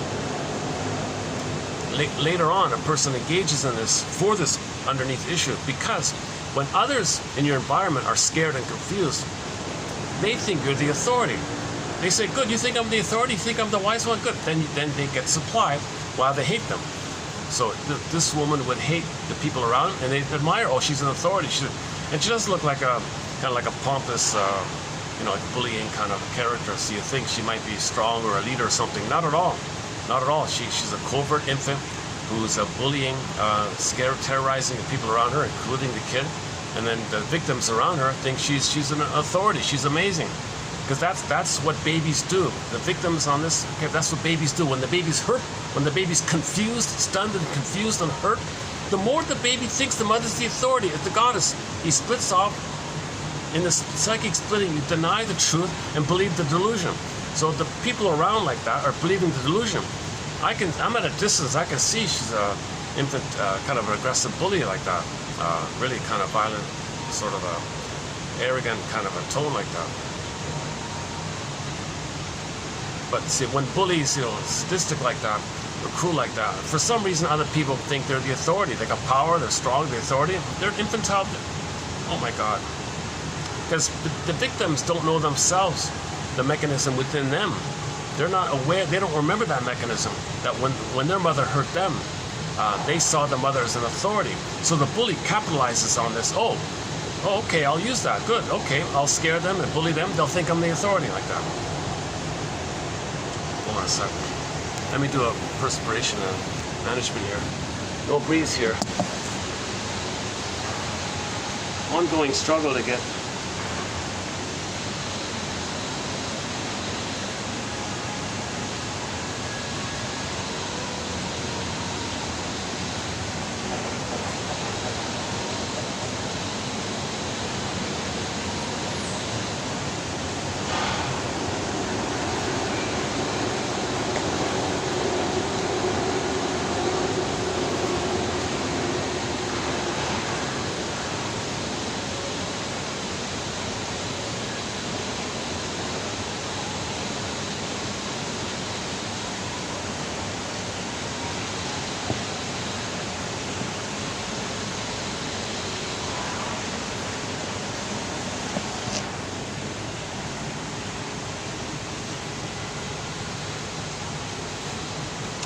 Okay, so I'm trying to lay down the premise of repetition compulsion.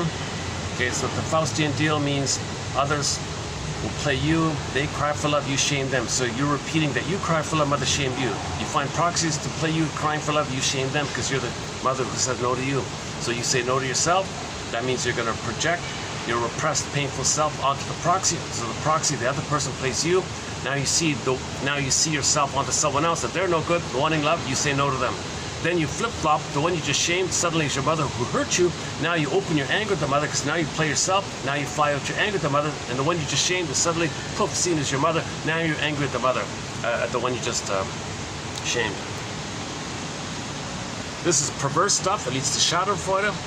Okay, so in new situations, they kind of operate like that. So everyone else is no good because they felt no good. And as you think that, you're angry at them. Because the one you think is no good, suddenly poof, is dangerous, your mother. So, when that's the stinger mode, trauma before 18 months.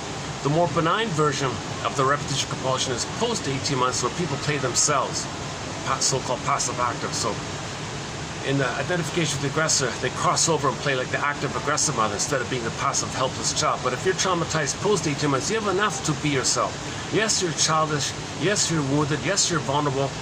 But you're not hurting others.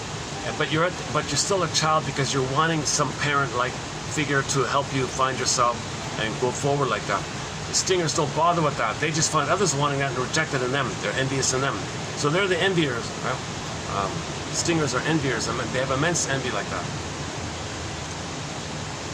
So the latter one is considered more benign. You play yourself, expect others to reject you, pick others who will reject you, expect too much from others, they'll reject you. So you're rejected by others. You just recreate that kind of him. So you can't move forward, you're stuck in that kind of place. Trauma prior to 18 months, okay, if they play the aggressor, see others as wanting help and rejecting them and then hating them. It's a more perverse, disturbed stuff. And from that category, you get all the stinger personality patterns, the bully pattern, Iago pattern, the various narcissistic patterns, lower functioning BPD pattern, yeah, and so on. The commonality of the stinger personality patterns is, A, their beingness is not there. Without beingness, you can't mourn, so there's no mourning.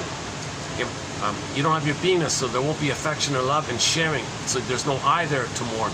There's no either to love. There's no either to have empathy for others. There's no either, really, like a beingness I, to have creativity, spontaneity, play, and affection, and having a sense of warm pleasures. There won't be warmth. There won't be like love, in other words. There won't be kind of warmth. You need an either to have pleasure. Like healthy pleasure. You need an either to mourn losses. You need an either to be able to make an I statement. To make an I statement, you need an either. So stingers cannot make I statements. They cannot free associate. They cannot tell you the truth because there's no I. Their only agenda is to search for the delusionary, tenuous status that they're the kings and gods. So they got to shame others. So that's like a perverse power. They're always looking for perverse power to feel important all the time. They're still that little baby kind of thing. Yeah, that clip coming. Oh, yeah, the clip is coming up. Oh, the clip coming up from Route 22. Stay tuned. We'll play that clip. I got it queued up here. Hopefully it'll work. Okay, so stinger personality patterns. The beingness is frozen. So since they're operating mainly out of the amygdala place, their slogans are jungleism slogans. If you still think every day is a jungle, okay, whoa, okay, that's not true. The baby fighting for his life with the mother who's hurting him, being like the wicked queen. Okay, yesterday, Snow White, the wicked queen. Okay, the poison apple, comb, poison comb, laces. The baby's being tortured or something. The mother's trying to crush the baby's spirit, so the baby won't have needs so much, so all the needs will be focused on the mother. So, in the stinger personality mode, anybody with a stinger personality pattern had a mother like that, basically, generally speaking. Anyway, so whatever caused them, if the trauma is prior to 18 months, the theory is they'll develop one of the stinger personality patterns. They've identified with the aggressor, they made the crossover, they made the Faust complex, okay, others, yeah, as discussed earlier. So love and gratitude have not entered the psychological picture. Warmth, empathy, affection have not entered the psychological picture. Okay, their humor is dark humor, put down humor, cynical humor, sarcastic humor. The sarcasm, because the chasm in the soul. Orthopotamus core gets pulled. Sarcasm, sar-chasm, chasm. You can't be there because this core, your soul, got pulled down or frozen. Turned to stone, petrified. Echo becomes statue. Palaces in the tower. Maiden king morphs into a bird, flies away, or morphs to an animal, runs away. Okay, it's hidden. It's lost, wounded, hidden, damaged, exiled, unavailable, frozen, stiff, dispersed, or whatever. Some kind of condition other than you being married, where you have the maiden king, where you're with your beingness, with your sense of embodiment, your doing comes your beingness.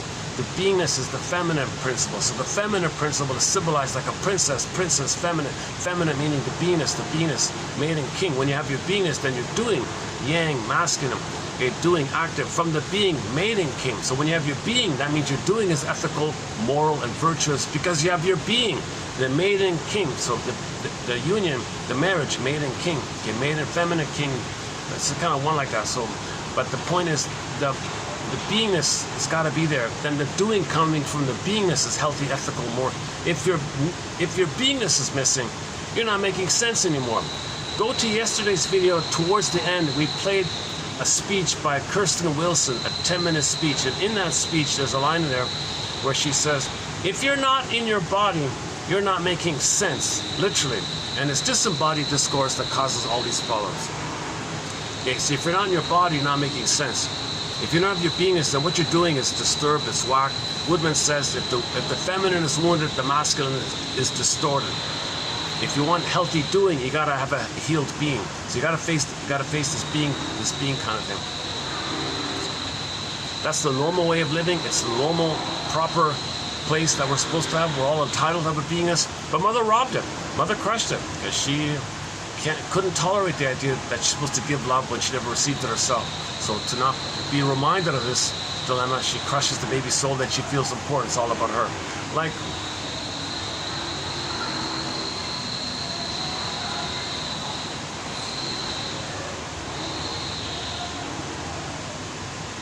it's always painful to see some, I'm sure everyone sees it all over the place. It's painful to see how some mothers are kind of cruel to their babies in the public like that or something.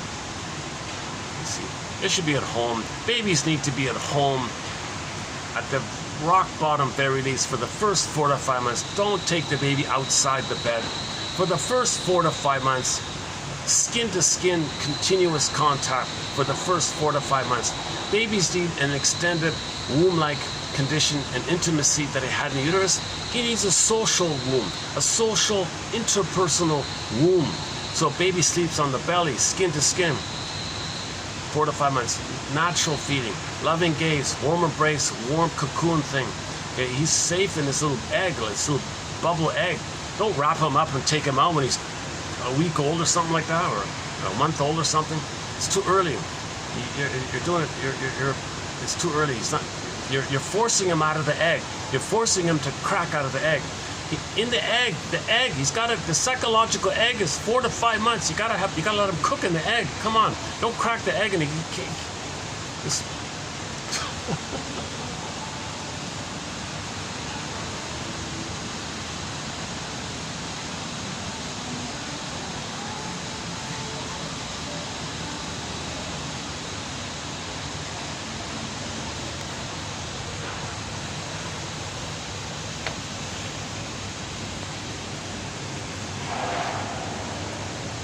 Okay, the episode we're gonna play is called "There's No Fool Like."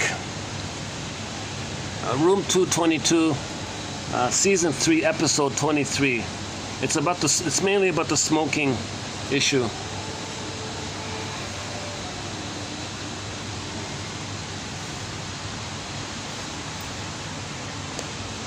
Let's see if by chance I can go back. Let's see. At least I can get a breeze over there. They're probably still there, right? Did they finally leave?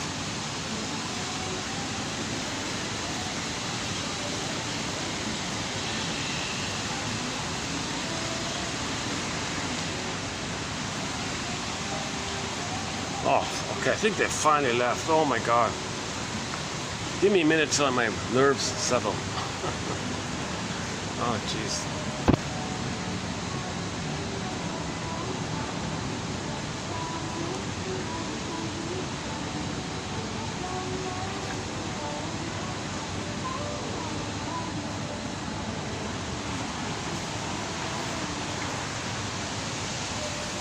it to stay here.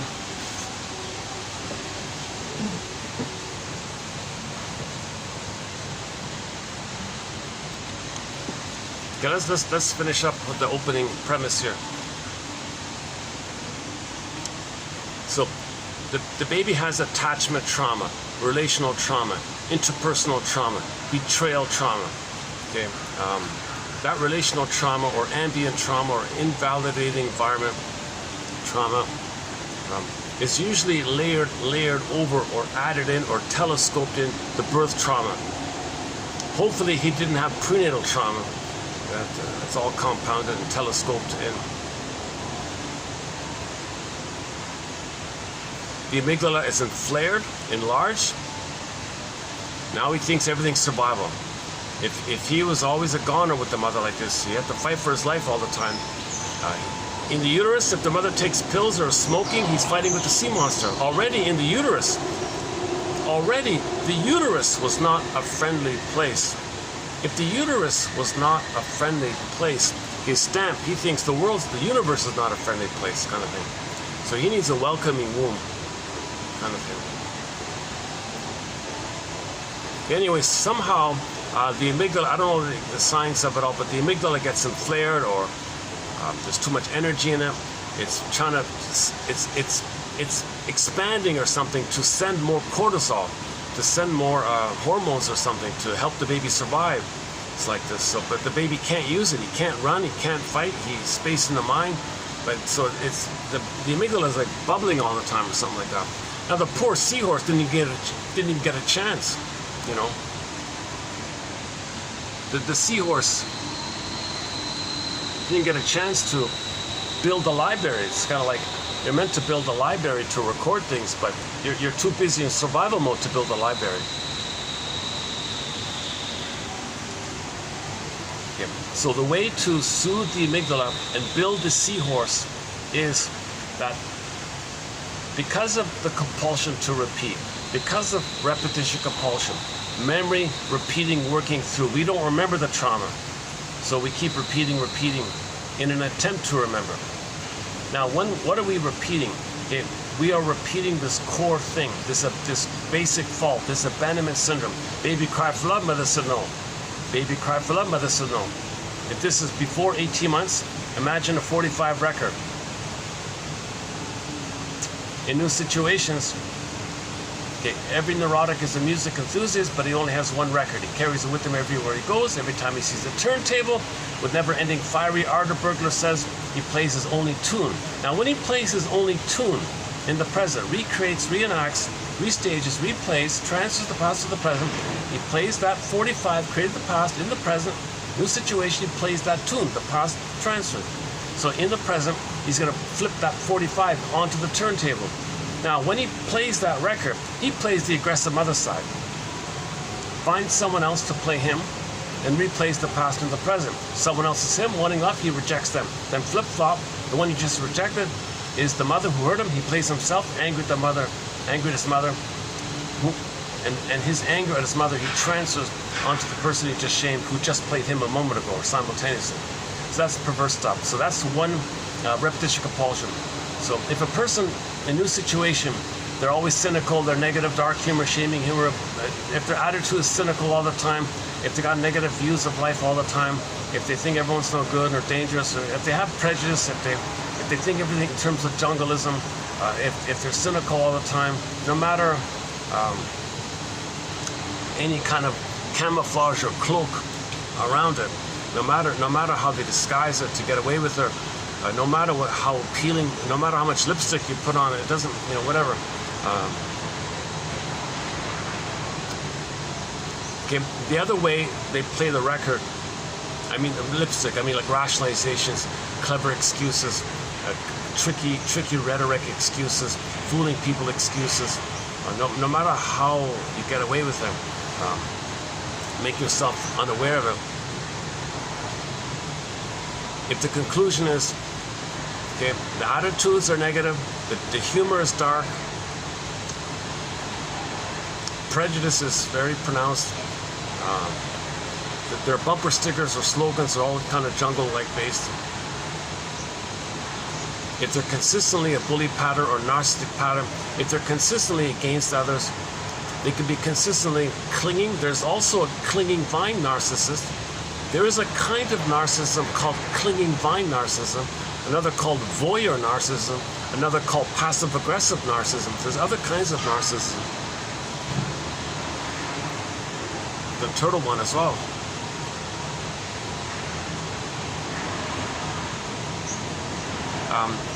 If you think about your parents from a balcony point of view, you're in the balcony on the stage, watch your parents on the stage like that. Did your parents ever have any kind of warmth and affection? Was there any kind of honest communication, or was it always a kind of a covert, tense battle? Did they only talk to each other when they had to, kind of thing, or was it like were they fighting all the time? You know, where was the curiosity? Where was them going to therapy? Where was them trying to work, trying to explore and figure this out? Where was the cooperation? Why was it always a struggle between them like that?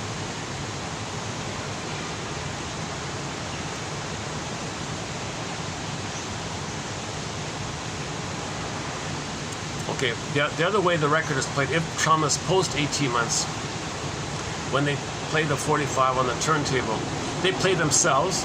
That's the clinger and the pleaser, the childlike pleaser, and they're no good. And just recreate and expect others to reject them at that place. So they don't hurt others, they don't make the Faustian deal. Now the clingers do have empathy and gratitude to some degree.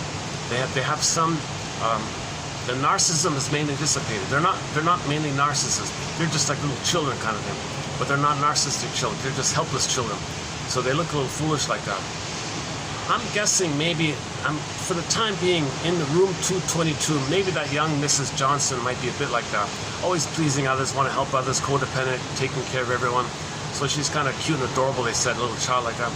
I think the Joan character in that the old sitcom, I Married Joan, she was kind of like that, always helping others, but she couldn't be successful, she couldn't be autonomous, she created drama, and she just, every episode was the same. She tried to take initiative, problems would be created, she's back to the helpless child, and the husband had to pick her up or something. She always kind of created that kind of place, but she didn't hurt others usually. Now, under immense stress, yes, the clingers can go back. Under immense stress, you can temporarily cross over and make the Faustian deal and come back to your default place. But stingers are stuck in the Faustian place. They didn't get a chance to unblend with the mother. But the clingers, they're partway, they're halfway themselves. They're not yet ready to be on their own. That's the famous rapprochement phase of development. So their slogan is, I'm not okay, you're okay. Yeah, that's how the baby starts off. I'm not okay, mother, you're okay. Now the stingers, they can't hold on to their authentic okayness because they made the Faust deal, the mother who said no to them. So others have to play their not okayness for them, while they regress back to the good old days where they're a king and a god on the throne, make the Faustian deal to have that throne-like thing. They got to shame themselves. So they need to see others as not okay. So their slogan is that they're okay and you're not okay.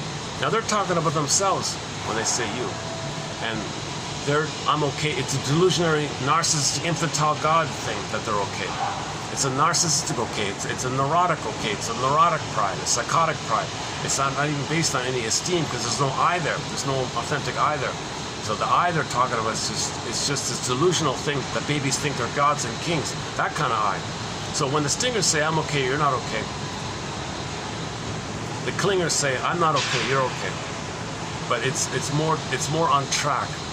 Clingers can make I statements. They can be honest. They can share and make apologies. They can say and articulate what they did that they feel badly about and make an apology. They can correct things. They're kind of on the path like that. Stingers, it got derailed. Their development got derailed and flipped. So they don't bother anymore. They become addicted to the little white flower. The narcissist flower is addictive, i.e. the baby's in a blissful state. Oceanic ecstasy, one guy calls it, they're addicted there. Narcissism and bullyism, it's an addiction. It's a drug-like addictive thing. That's why narcissism is named after Narke, that Greek word narke means narcotic, that little white flower, the narcissus flower, ground up, I guess they say, according to the book, it gives you this illusionary thing. So the ancient Greeks would even refer to this psychology pattern in an addictive capacity. So they get a cigarette. I'm important. A magic wand. I make it happen. So that's associated with trauma at the feeding time. The clip I'm going to play here. Almond Paul says, you feel important. Torches, yesterday's topic, torches of freedom. So you got a cigarette, let's say, and you feel it's a magic wand, very important like that. So you're going to, using the nicotine and the tar or whatever, stress out your brain, create more ruminations, more searching in your thoughts, but you're in pain, so you're going to regress back to the good old days and bring up the fantasies of the good old days where you're one with the mother. If you can blip up those fantasies, then from those fantasies, you'll get serotonin if you think you're one with the mother. Then you feel, aha, you feel soothed and comforted like that. But you did it. You're important. You got the magic wand, right? That's why that was a very clever advertising with the cigarettes, torches of freedom for the women, right? Long ago. So it makes you feel important, like a magic wand. So now, I'm sure there's got to be some survey out there that among all the smokers out there, a higher percentage, a very high percentage of smokers are simultaneously going to have narcissism. Healthy people probably don't smoke. Clingers maybe half-half, I don't know, but the stingers, it's more likely to be there. So bullies, and they tend to drink, and or narcissists tend to smoke, things like that. Clingers might be emotional eaters, the ice cream types maybe, the comfort foods maybe. Think of those two. So Miss Johnson might be into sweets and cakes, and yeah, you see her eating candies and muffins and things. But you'd see, you might like the student in the clip. I'll show you. He's using a cigarette. I'll show you in a minute. I want to clarify this point. I want to highlight this point. It's subtle. It's not very clear. So I want to prepare. See if I can do it. See if I can get it across. I'll keep repeating this clip until I can present it in a way where I feel like, okay, I finally think I said it or something. Because it's not obvious when you hear.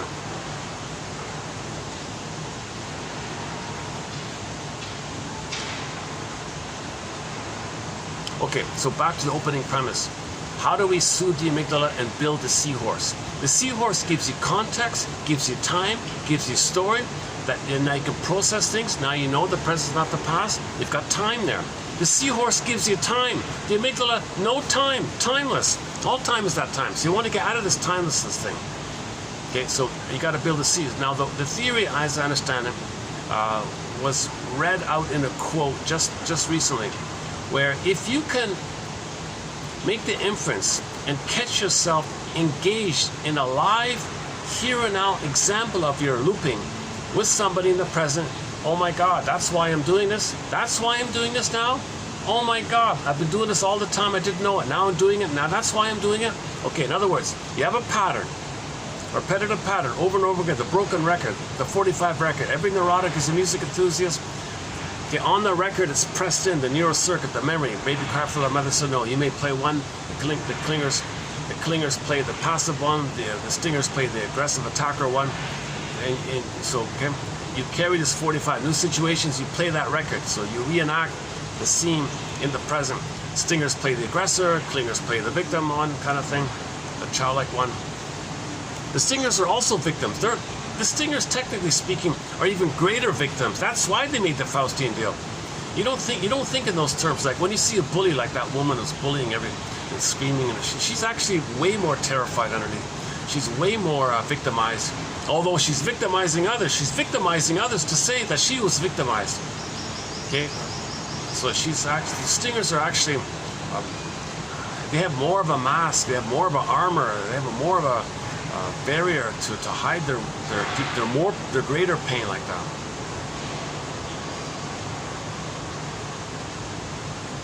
Okay, so we have a pattern, whatever it is. The pattern based on the stinger mode or the pattern based on the clinger side, whichever way, right? Alan Golem's version of it is a frozen child, freezing parent. So in new situations, do you play the helpless child one, the confused, I don't know what it is, or do you play the critical, harsh, attacking side one, the critical, the cynic, and all that? Others are you, and you're attacking them, then you hate them. Are you the freezing parent or the frozen child? Now that's both unconscious, under the water like that, so you're not even aware that you're doing it. Now when you can build the arc, the both and mind, okay, a lot of people think that the arc idea, the Noah's Ark idea, was the boat is above the water. Okay, that means you're in the conscious air, whereas under the water it's all unconscious. So the memory is unconscious, so frozen child, freezing parent kind of thing. Kind of like in the film Three Faces of Eve, a bit like that, Eve white, Eve black, related to splitting as well. There's a telescoping condensation, Eve white, Eve black, frozen child, freezing parent. But when you build the both and mind, you see the third side of the coin, you be a detective kind of thing, make inferences and study defense mechanisms, and understand your mother. That leads to forgiveness. Then you can mourn and feel. You got to. When you see your mother as a person, then you can heal. If you see your mother as your mother, you're not going to heal. If you see your mother as a wounded child, person, woman, then you're moving towards healing. When you get the reality that your mother was impaired and she couldn't love you, you got to call a spade a spade. Your mother didn't love you, then you can heal. If you can say your mother didn't love you, you can heal, because then you're mourned by that. But if you deny him and stay dysfunctional, to protect her, to whitewash her lovelessness, to whitewash her evil queenness, to whitewash her envy and her narcissism, and you're protecting her. Dysfunction means you're protecting your mother. Even though she hurt you, you're still protecting her. Isn't it bittersweet? You're so loyal like that. That's why that's so. Okay, so the theory is, if you can make the inference that what you're doing in the present is an example of your pattern with somebody in the present. So you make inferences. You might say, gee, I've been here, I've done this so many times. What is the... I expect others to reject me. How did that happen? Did you choose it that way? Did you talk to them in a certain way and ended that happening? That's a pattern. Or the aggressor one. You always see others as no good and you shame them. How does that happen? Where'd you learn that? If you can make the inference of stinger-clinger mode. Okay? So in other words, you have a pattern. That's amygdala stuff. Try to guess when you learned it. That's in the amygdala. So that's the quote-unquote genetic, the source. Where'd you learn it? I learned it in the nursery. That's in the amygdala.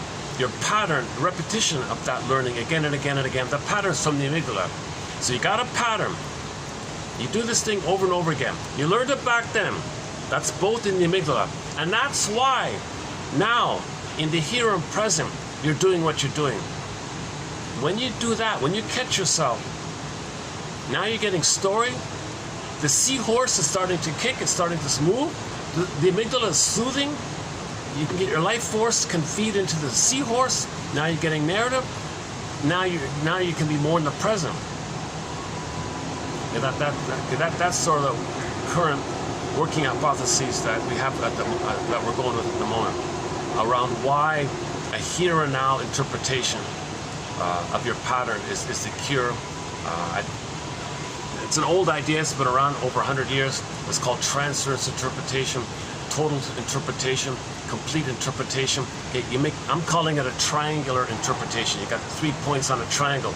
Pattern, when it began, and that's why you're doing what you're doing. Okay, for a quick example of this, watch the film I Love Huckabees. It's some kind of frivolous, silly, kind of tongue-in-cheek comedy. It's sort of a B-grade comedy, I guess. But I would say watch it, put up with the nonsense of the film, but watch that film for a key scene. One key scene makes the whole nonsense worth it. Okay, you got Albert there. He goes to the shrink, but the shrinks call themselves existential detectives. So there were 3 existential detectives trying to help Albert. The conclusion was, Albert, you've got this pattern. You learned it here in the child. They took him to the childhood. You learned it here. Here's the source. Here's the source. There's your mother. There's your bedroom. There's your childhood. You learned it here. And that's why you encrypt the truth. That's why you betray you don't speak from your heart. You don't make I statements. That's why you don't make I statements. That's why you lie. That's why you can't tell the truth. Okay? So you have a pattern of self-defeating. You learned it here, and that's why you're afraid to self-activate, initiate, and be yourself kind of thing. So that was kind of like an approximate pop culture example of a triangular interpretation, the 3 points interpretation. Is it better to call it, maybe it's better to call it the 3 points interpretation. Yeah, maybe that's better. 3 points interpretation, right? Pattern, when it began, and that's why you're doing what you're doing now.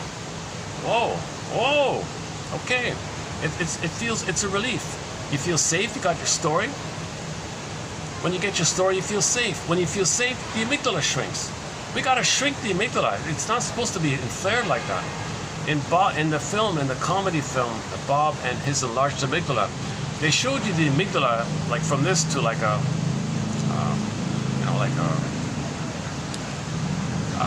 turnip or something, or a radish or something, like a small carrot or something. It was enlarged like that. It's supposed to be just an almond, like a little almond, right?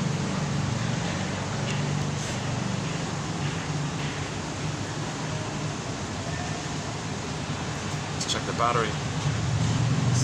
Battery's 67%, 441. Okay, we got an hour, got a good hour. Okay, we're okay. Oh yeah, okay, we're okay. This will be a 3-hour video, right? Okay, now I wanna play the clip from Route 222.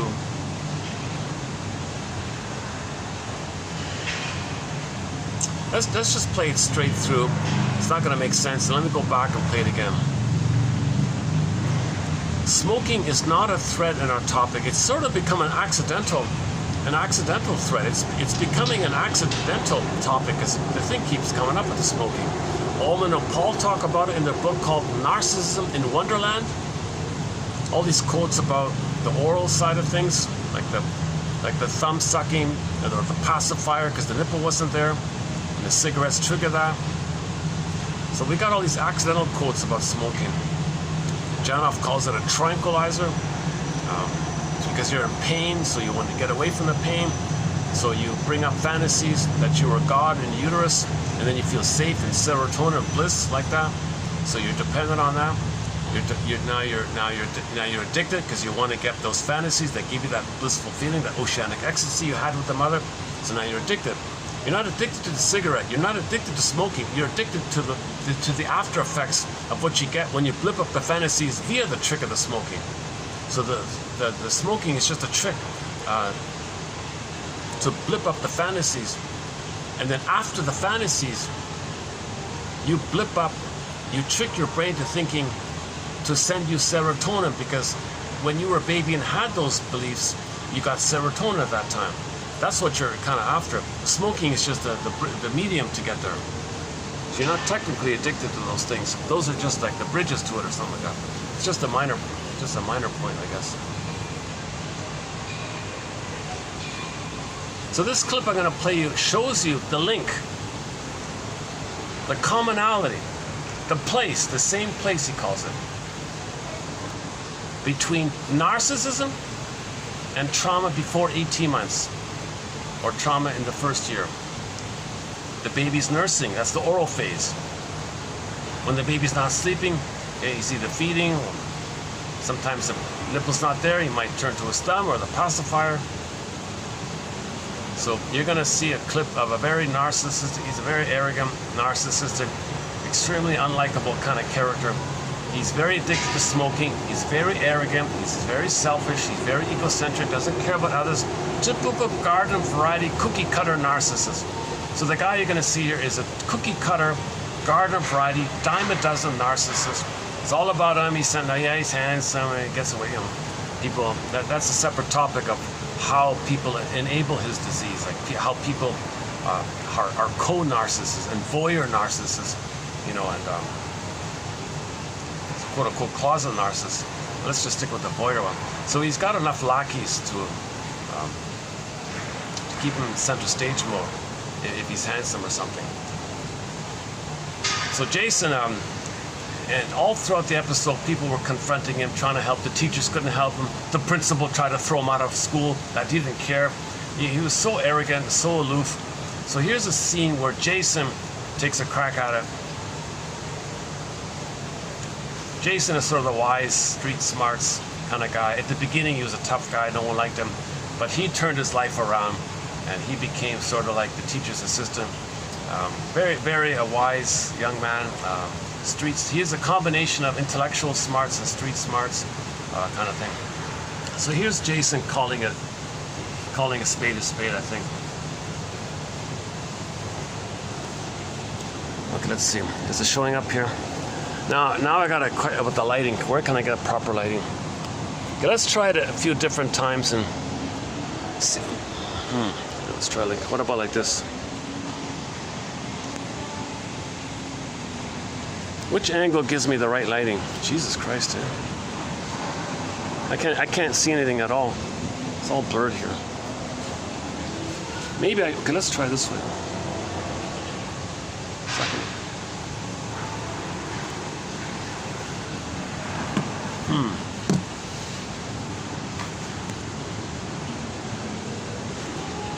Well, I'll play it a few times. It's only like 5 seconds long or something.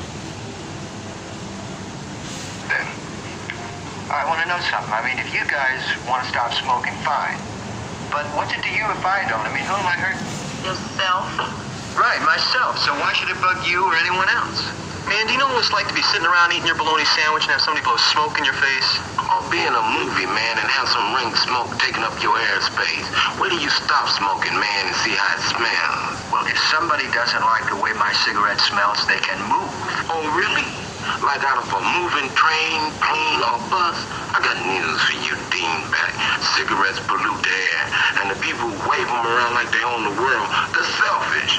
Now, man, you're freaking out. Where do you come off calling me selfish? The same place I get off calling you a baby. Baby. Yeah, a baby. A baby needs something in his mouth at all times, right? Right. Well, tough. I like smoke. Man, oh man, that's a very you know, it's a deep interpretation. It's not going to help, of course, but he's only 16. These guys are only 16 or something. Okay, let's try it again. Righteous losers and freaks. We'd go there. Me one. Yeah, well, you don't smoke. Not anymore. Hey, I go too. It's really cool. What's your name started? Yeah, he says back pretty good. We do the right. Oh, yeah? What happened to me? They want to Maybe. What do you do? What? We just sit around and rap, man. It's cool. Yeah, we maybe. I'll see you. All right, lay on, man. This lung belongs to a healthy, non-smoking male. Now, notice how clear it is. This lung belongs to a man the same age. Notice the dark spotty areas. That's the advanced stages of emphysema.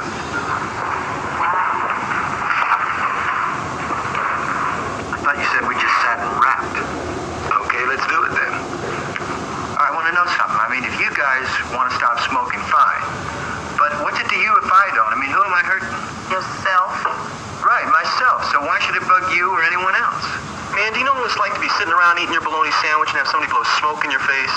Or be in a movie, man, and have some rank smoke taking up your airspace. Where do you stop smoking, man, and see how it smells? Well, if somebody doesn't like the way my cigarette smells, they can move. Oh, really? Like out of a moving train, plane, or bus? I got news for you, Deanbag.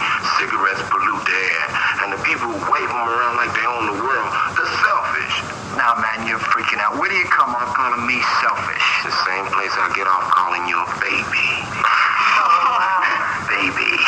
Yeah, a baby. A baby needs something in his mouth at all times, right? Right. Well, tough. I like smoking. I'm gonna... So you're waving your cigarette around like you own the world, he said.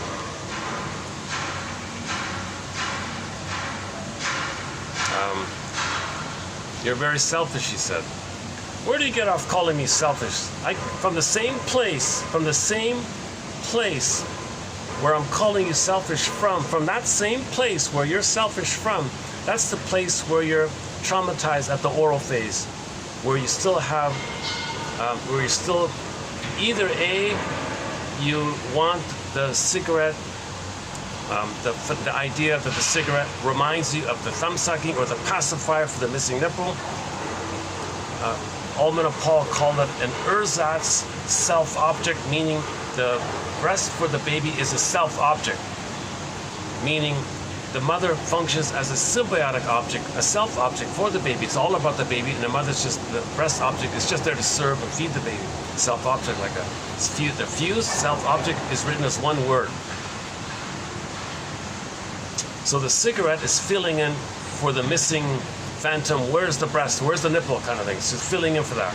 So he might have the feeling, oh, there's the nipple. It's not the nipple, but the reason he's going to be addicted because the chemistry, the biochemistry in the brain stresses him out, not getting enough oxygen. Now he's under stress.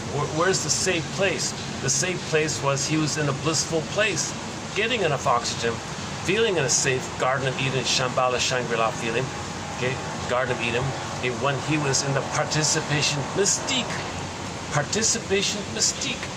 participating in this mysterious oneness. He's in a blissful oneness place. So he wants to bring up those memories of when he was in a blissful oneness place. Okay, so you got a combination of things. You got the feeling that, okay, you're with your mother because the cigarette, okay, something in the mouth idea. The reminder that you had things in your mouth like your thumb or the pacifier or the actual rubber or the rubber nipple that breastfeeding was never used. That means something's there serving you where you feel one with it. So those fantasies are coming up. And then the chemistry brings it home where you feel that you're one with the mother and now you're addicted. So it's a drug, it ends up being a drug-like thing. Okay, so he goes around thinking he owns the world. He's all important. He's all throughout the episode. He's very arrogant. I don't care about you. I'm number one. You're all nothing. I'm superior. He has this kind of arrogant attitude. And then he called him out. You're selfish, right? From which place? From which rationale? From which way of thinking or rationale can you call me egocentric? From the same place I'm calling you a baby. So Jason is the guy that can really, he's the one guy that calls a spade a spade. You kind of love him in the show, or you love his character, or the script writer, or the presentation. Because finally someone's saying it. It's got to be said somewhere, somehow, sometime. Now a shrink would never do that, obviously, and he brushes it off. It's not going to work, right? You're insulting me. You're insulting me calling me that. So it's not going to work like that. But it's meant for the viewer, right? It's not meant for the character in the show, right? Again, it's too bad I can't just rewind it easily. Keep on smoking until I find something I like. Hey, I go too. It's really cool. Mr. Dixon started it. Yeah, he sits back pretty good. We do the running. Oh, yeah? You want to meet, ain't we? Maybe. We do. Well, we just sit around and rap, man. It's cool. Yeah, we are. Maybe. I see. All right, lay on, man. This lung belongs to a healthy, non-smoking male. Now, notice how clear it is. This lung belongs to a man the same age. Notice the dark splotchy areas. That's the advanced stages of emphysema. I thought you said we just sat and rapped. Okay, let's do it then. I want to know something. I mean, if you guys want to stop smoking, fine. But what's it to you if I don't? I mean, who am I hurting? Yourself. Right, myself. So why should it bug you or anyone else? Man, do you know what it's like to be sitting around eating your bologna sandwich and have somebody blow smoke in your face? Or be in a movie, man, and have some ring smoke taking up your airspace. Where do you stop smoking, man, and see how it smells? Well, if somebody doesn't like the way my cigarette smells, they can move. Oh, really? Like out of a moving train, plane, or bus? I got news for you, Dean Beck. Cigarettes pollute the air, and the people who wave them around like they own the world, they're selfish. Now, man, you're freaking out. Where do you come off calling me selfish? The same place I get off calling you a baby. Baby. Yeah, a baby. A baby needs something in his mouth at all times, right? Right. Well, Tom, I like... That's your problem. If you don't like my smoke, that's your problem. So complete indifference, complete lack of empathy for how other people might feel by his behavior, including the air of people around him. He has no feeling or appreciation how others might feel by his behavior. He just wants to play in a solipsistic godlike bubble, that he owns the world. He's in a smoke little bubble, smoke little solipsistic bubble.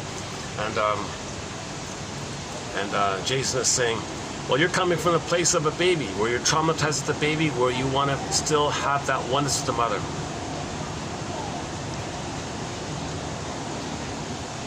Well, finally, a bit of a breeze here. Oh, jeez.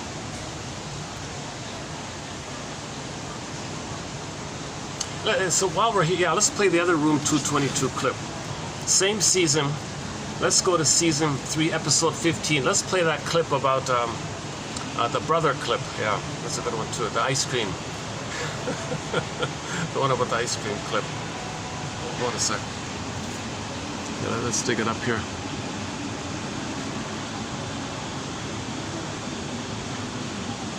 Okay, Room 222.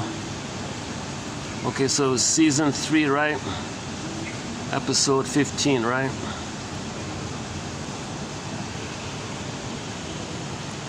Okay, here we go. So it's in here. Oh, is that copyrighted? Oh, okay, hang on here.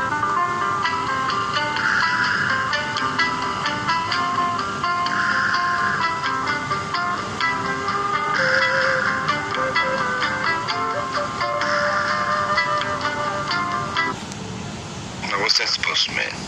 Well, the only reason he ever paid any attention to me, the only reason any of them ever paid any attention to me, is because I'm an Indian. Novelty. Well, I'm tired of being the Indian.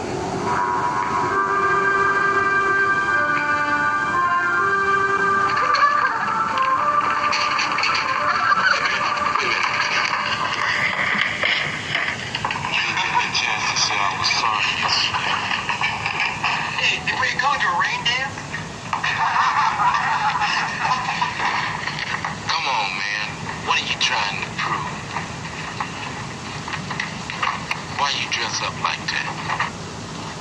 What did you want me to wear? Everyone wants me to look like something out of a John Wayne movie. But I didn't want to disappoint them. Man, you some kind of a weird dude. Everybody in this school try to be your friend, and all you do is get all bent out of shape. I don't have any friends here. You better believe it, man. It's because you won't let them. That's why. What would you know about it? When has anybody ever stared at you because you were different? When has anybody ever not accepted you for what you are? You're something else, man.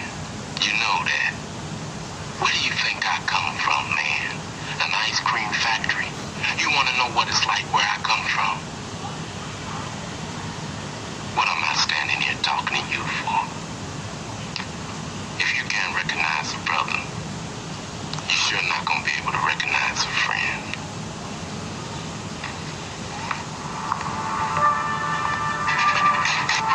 Actually, there is a second scene, a minor second scene coming up. Let's play that as well.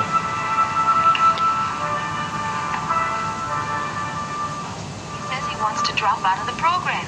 He wants to go back to the reservation school. Did you ask him why? He wouldn't tell me. He just says he doesn't belong here. What about that family he's living with? Have you spoken to them? Yes, I did. They want to help. But it's like Billy's built a wall around himself. Oh, there's got to be something we can do. This program is so important. I don't want to see this go down the drain. Billy is one of a few test cases. You listen to me. Test cases. He's not just a test case. He's a young boy. And he's given up. Maybe he hasn't totally given up. I tried every way I know to reach him. He wouldn't open up to me. You're welcome to try, Pete.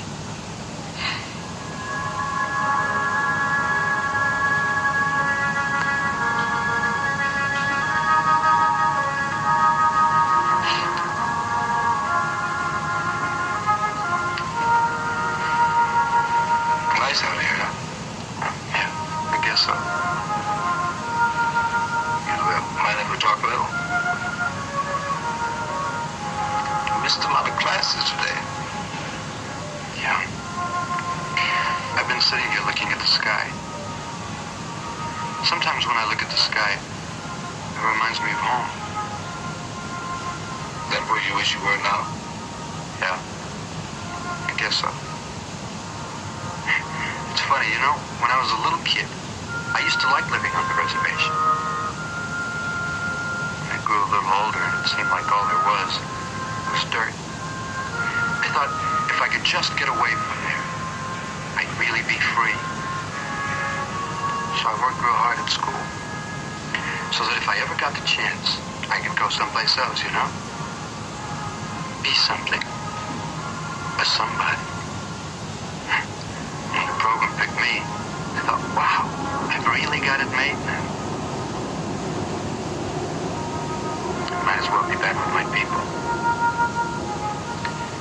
I thought things would be different for me. I thought I could change the way things are. But I was wrong. You know something, Billy? Coming here to Whitman isn't a way for you to escape. It's a way for you to do something positive. Now, if you fail, give up. Don't blame it on the way things are. Blame it on yourself. You see, I think the only one who's worried about you being an Indian is you. What do you mean? I'm proud to be a Navajo. Then why aren't you standing up in class telling those kids about it? They're not asking you questions about the reservation to get you mad. They're interested. They want to know about you people, what they have to say. Now, if you're as proud as you say you are, you tell them.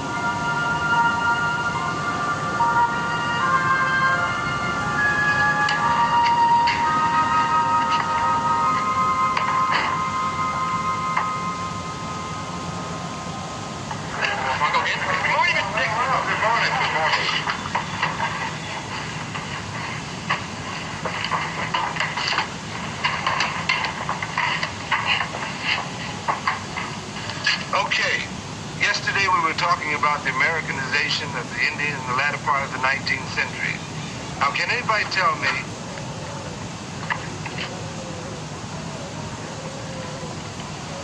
Sorry, I'm late for some fixing. Glad you could make it.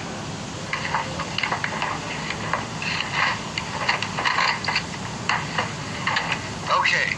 Now, can anybody tell me some of the problems that arose in trying to assimilate the Indian into the American lifestyle? Yeah. I can't see why it would be so hard when the government just gave them the land. Billy?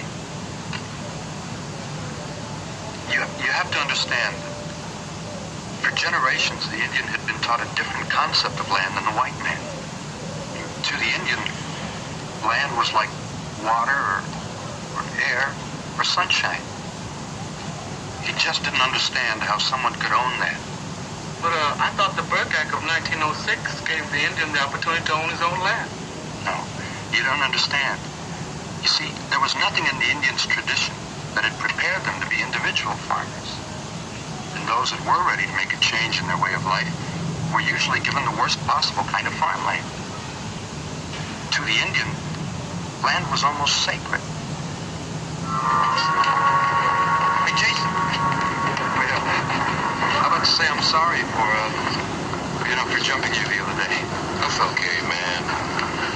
No hard feelings. Well, looks like Billy really has a new friend now. Yep, I'd say so. Yeah, I knew he'd work out just fine as soon as he settled into things. I figure he's just going through a phase. You did, huh? He just had to learn to adapt to a new environment. Actually, that reminds me of recently we talked about the Buffy St. Marie. Go to the Buffy St. Marie interview she gave on a morning talk show. What is it, GMA or something? Yeah, maybe we can take it up. Yeah, hold on a second. It's just sort of similar kind of thing. Let's see, Buffy.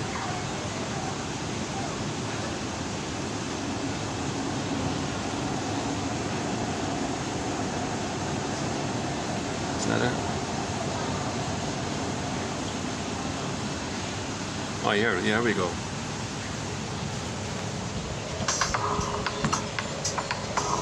Oh, I gotta wait for the ad to pass.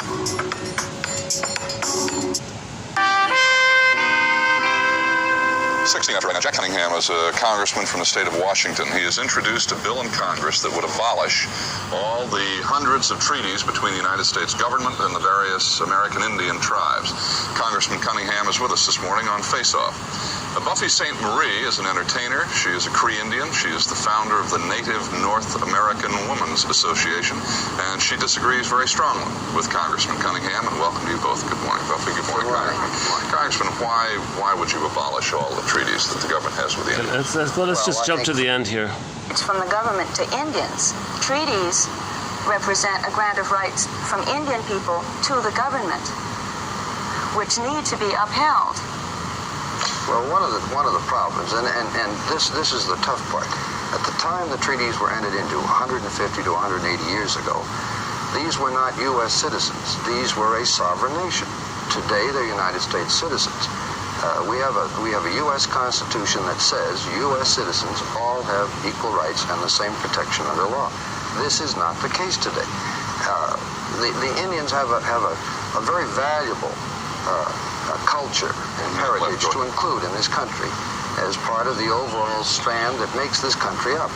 All of a sudden, this strand is now becoming a rope for a tug of war, and we need to be working together. I have concern that through the federal government, through the Bureau of Indian Affairs, and they're well-intentioned, the program isn't working.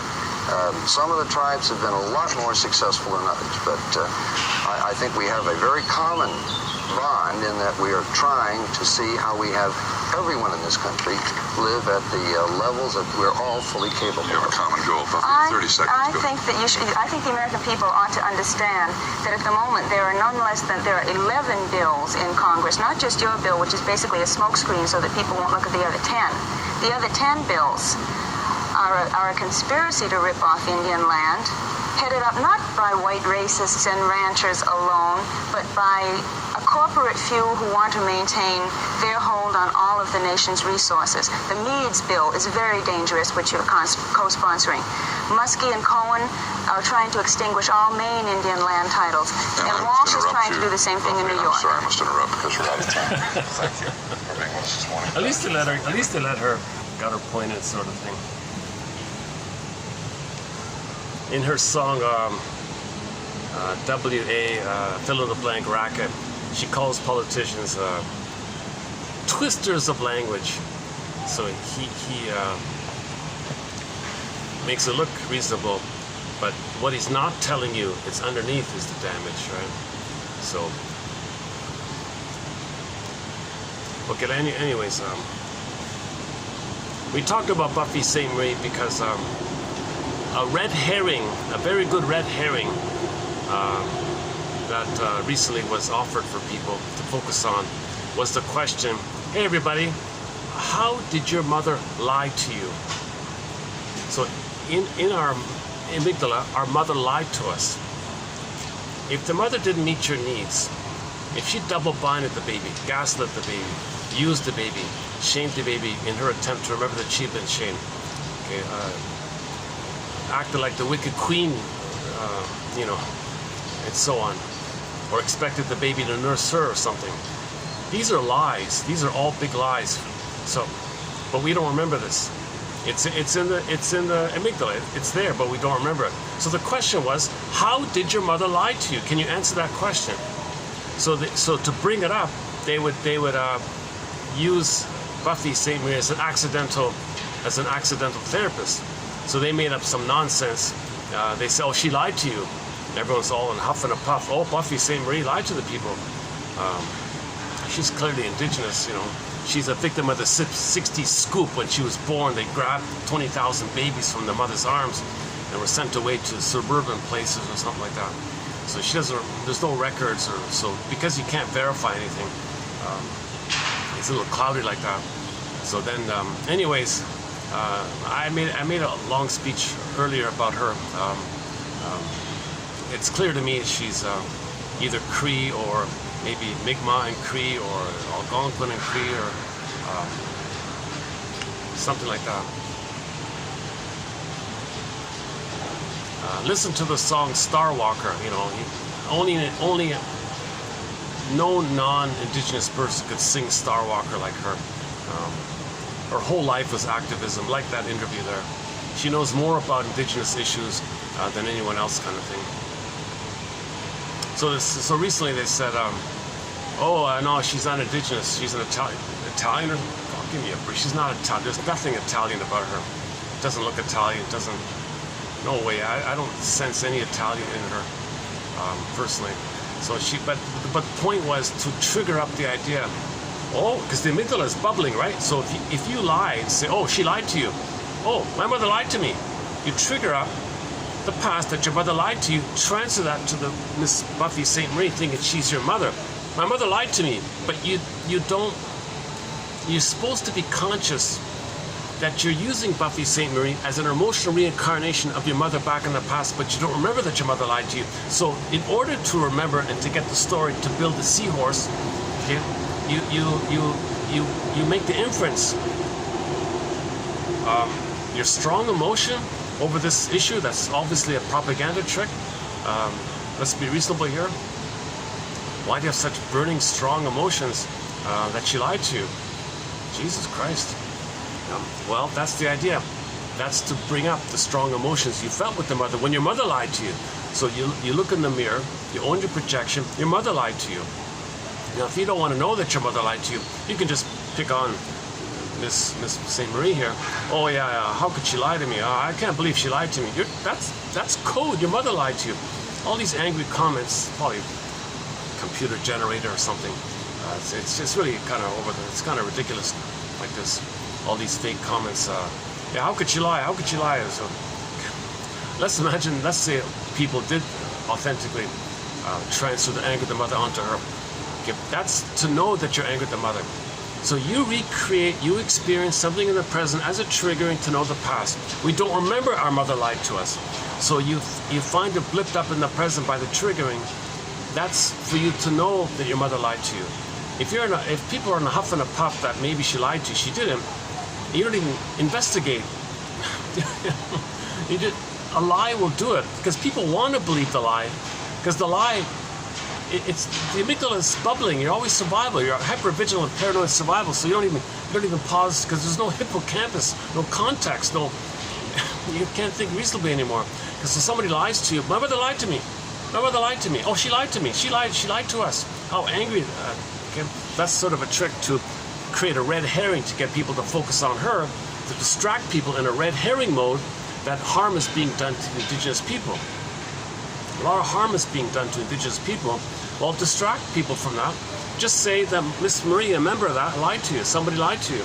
Then you don't look at the bigger issue. That's also known as straw man. Not straw man. Sorry, red herring. Red herring is when you're distracted against the real issue. Oh, we have the quote about red herring. Hang on. Coming up, there's a quote about red herring. Yeah, hang on. Oh, here it is. Here. Go to a 2994. Red herring, so named after the practice of dragging a smelly, salt-cured, and therefore reddish herring. So you take the fish, the herring, if it's salt-cured, it becomes reddish. Now it's a red herring.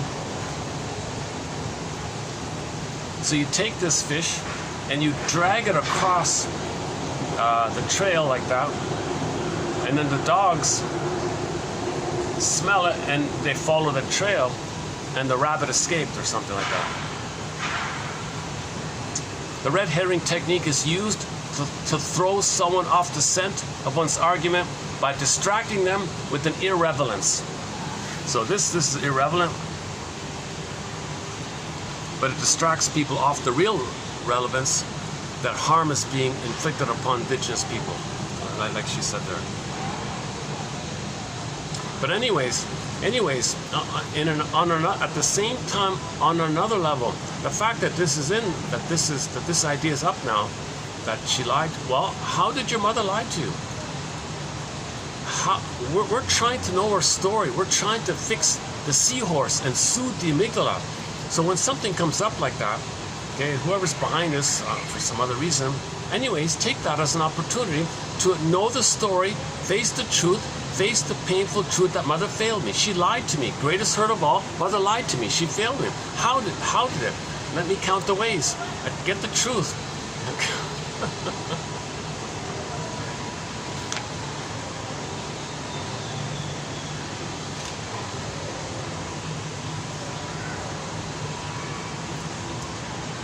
5:14. So got about a half an hour here.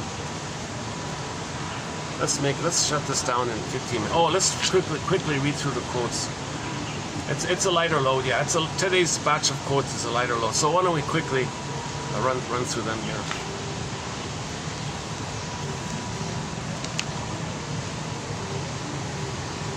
Oh, let's just stay here. Okay, let's just stay here. Actually, the seat is more comfortable here. Yeah, okay. The first one's by Arthur Janov, an excellent author. I highly recommend anyone to read Arthur Janov. Not the first book. Forget about that first one. Anything beyond that. Okay? All the books beyond it.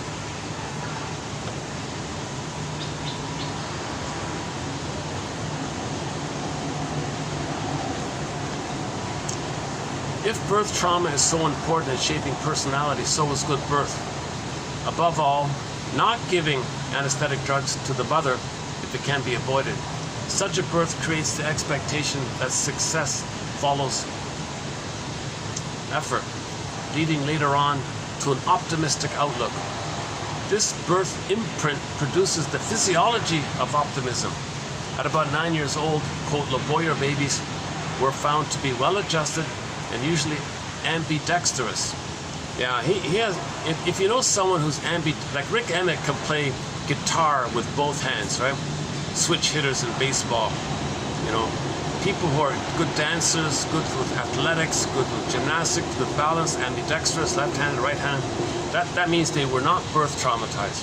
They got lucky, they got a natural birth. Of course, not every prototype stems from birth. It can take place before or after birth, but always very early in life when basic response tendencies are set. A baby whose birth experience is not traumatic, but who is then suddenly removed from his mother and left alone for days in an incubator without touch, may have a lifelong fear of being alone. Each situation of aloneness in adulthood triggers off the early prototypic event.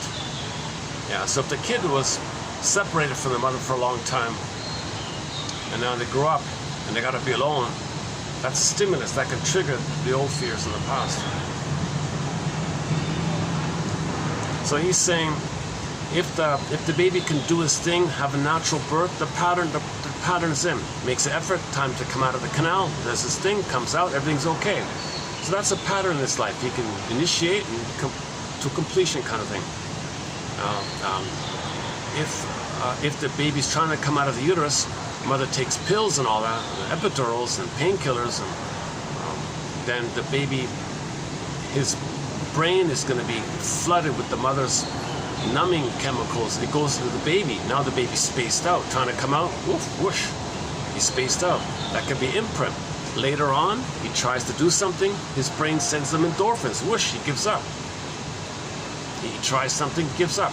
So people who have a pattern of trying to initiate and giving up easily, trying a new hobby, giving up easily, can't concentrate, giving up, spaced out like this, that's constant triggering of the prototype. The prototype being try to come out of the canal, mother took painkillers. So people who give up easily might be like that. So imprints are created early on, and in your present life, little things can set it off, and you're re-experiencing and engaging in now what you developed to survive at that time. That's why it's neurosis, because the present isn't the past, but you're using the mechanisms you used in the past for the present, but the present isn't the past. It's not appropriate to think that you're in the nursery and you gotta think like that and respond like that. Why are you doing that? The present's not the nursery. But your amygdala does not know time. So to soothe this repetition compulsion, we gotta build a seahorse, make inferences, narrative medicine, find the third side of the coin, look for two sides of the story, look for how everyone loves or cries for love. How are people crying for love? We're all one family, we're all brothers, like the guy said.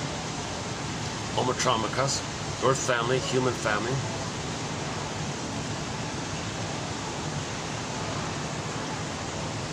Okay, so that's a huge topic about the Jane mind or the both and mind. Okay, third side of the coin mind, vertical thinking, three-dimensional thinking. That's a big topic, that one. You got to discern between You got to recognize that when real needs are unmet, we are left with symbolic needs. Symbolic needs and the sensations around when symbolic needs are not met, you feel stress responses versus real needs and real feelings around real needs and real feelings.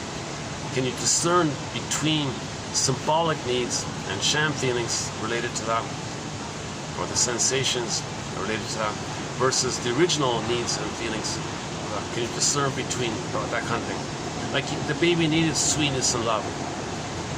Never got it. So it's symbolic. Oh, eats ice cream.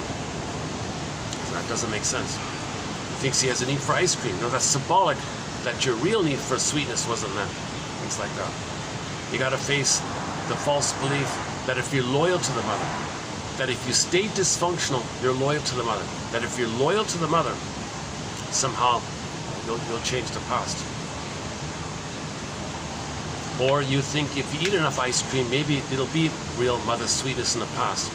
Or in the Faustian deal, if you shame others, mother will apologize in a time machine thing. You gotta correct false beliefs. No baby's born guilty, defective, sinner, all that nonsense. He's born to be loved. He's born to have a mother. He's born to go through developmental process. He's born to be embodied and express his beingness, have his golden ball. And so he wasn't born defective, but when he's hurt, it's easier for the baby to conclude he's no good, defective, damaged, than to think his mother's hurting him. It's too difficult for the baby to understand that the mother's impaired. It's overwhelmed. He doesn't have the ability to think about in those terms. So it's just easier. It's a defense mechanism. It's just easier to deal with the pain of it. He just concludes he's defective. So he made that belief. Fairbairn's jargon is the moral defense. Baby's like a little judge, a king like God. I'm going to make a moral defense, kaplunk, like a judge. Mother's good, kaplunk. I'm no good, kaplunk. So he thinks, so you got to update that kind of thing. Study defense mechanisms. Operations of the mind, things we do in the mind to repress the pain, but when you repress, you project leads to prejudice. Embedded in prejudice is coaxing people to display things to repress, then the scapegoating idea to repress. So you got to study this. You got to study the Faust complex, identification of the aggressor, and so on. Okay, you got to embrace the spirit of the duck. The duck can walk on land, the duck can swim in water, the duck can fly in air. So we got to live in these worlds like the duck can. So go into the unconscious, bring up material, bring it into the air, and assimilate, accept what was unknown to you previously. Similar to fishing, bring up the contents from the water, throw up the fish, catch it in the net, fry the fish, eat the fish. That's psychological food, metaphor for psychological food, integrating, accepting something about yourself that you previously didn't know. You're bringing up the fish, bring up the rampion, the radishes, the Rapunzels. She would eat the radishes like that. Okay. The miners in Snow White. Okay. When you realize your soul is frozen, when you realize that, now you're in the place where you're in touch with the miners within you, the dwarves within you. The dwarves are miners, right? They mine up the treasure. They mine up knowledge. They mine up knowledge that your mother lied to you. They mine up knowledge that your mother's the wicked queen. They mine up knowledge that you use defense mechanisms and you believe certain things. They mine up knowledge. They mine up the gold, the truth, the treasure, your potential. They mine stuff up, so you're mining things up. Make the unconscious conscious. Okay, so we've got to make the unconscious conscious. Okay, psychoanalysis looks for an egg in a basket that's missing. So when you make inferences and interpretations, you're building the basket, might be an egg, new potential. The death of unreal hope is the birth of new life, Janov says. When there's trauma, we have the unconscious hope for the fulfillment of old unfulfilled needs. That's called symbolic act out, symbolic acting out, unreal hope, relentless hope, relentless unreal hope. So the death of that is the birth of new life.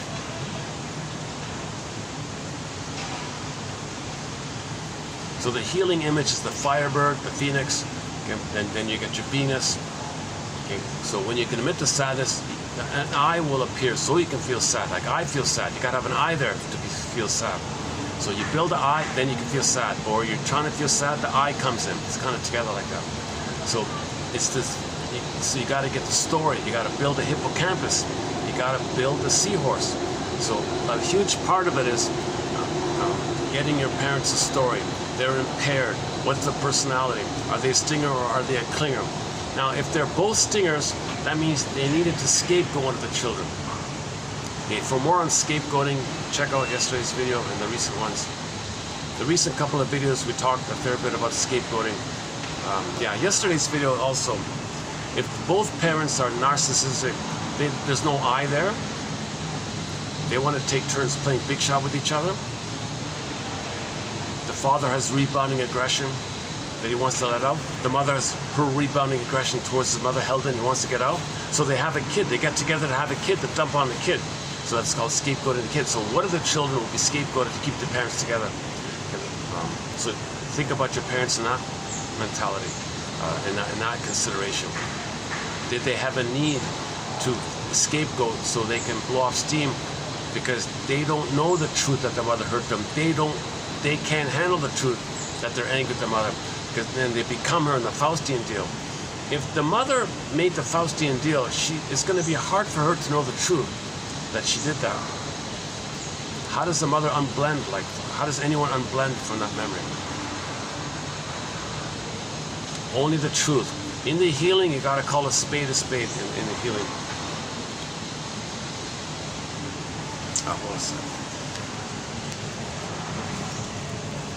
Oh, well, since we got the Buffy, let's play the Buffy one. Why don't we play it? It wasn't copyrighted. It turned out not to be copyrighted, so that's good. Okay. A few years ago, I played this. It was copyrighted. Star Walker.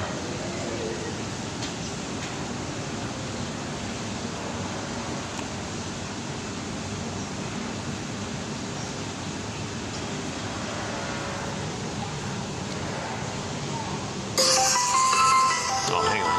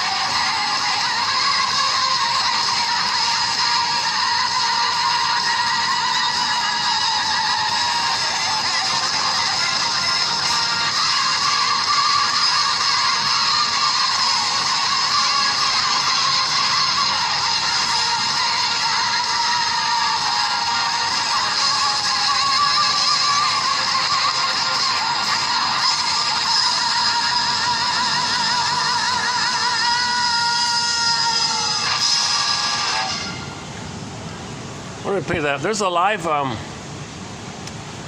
Where's the live one? Is that the live? Here's a live one. Hang on. Here's a live one in Toronto. Yeah, here's a Toronto live one. This is the most soulful moment in downtown Toronto that I've seen.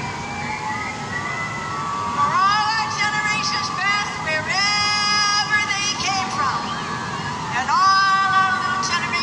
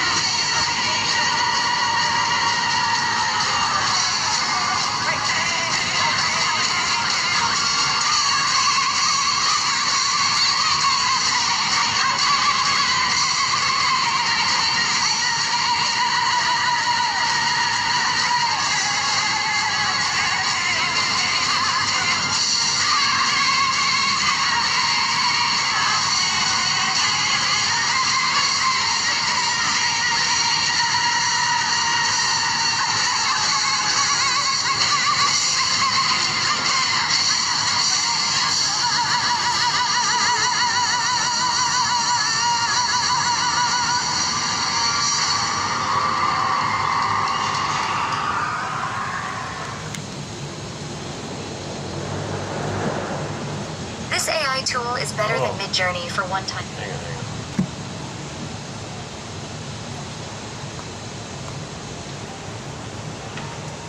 Okay, let's do the next quote here.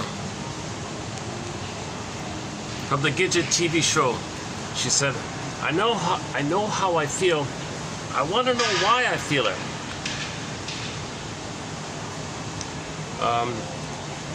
Now, usually when people say envy, it's hatred of the good, like that. But in some languages, envy is on a spectrum, where on the spectrum, there's a positive, quote-unquote, positive envy they call emulative or emulation, where you admire someone. I wish I had that. So it means admiration, and you want to have it.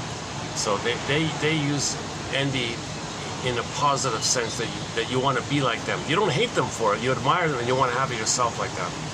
So that's emulation or admiration and motivation. The positive side. In Spanish, it's called emulative envy. So, okay, make room for your emotions. Be mindful. So, validate your feelings. I must have a very good reason for feelings. Make room for your emotions. It may wave through. That's the surfing idea. Let it surf through.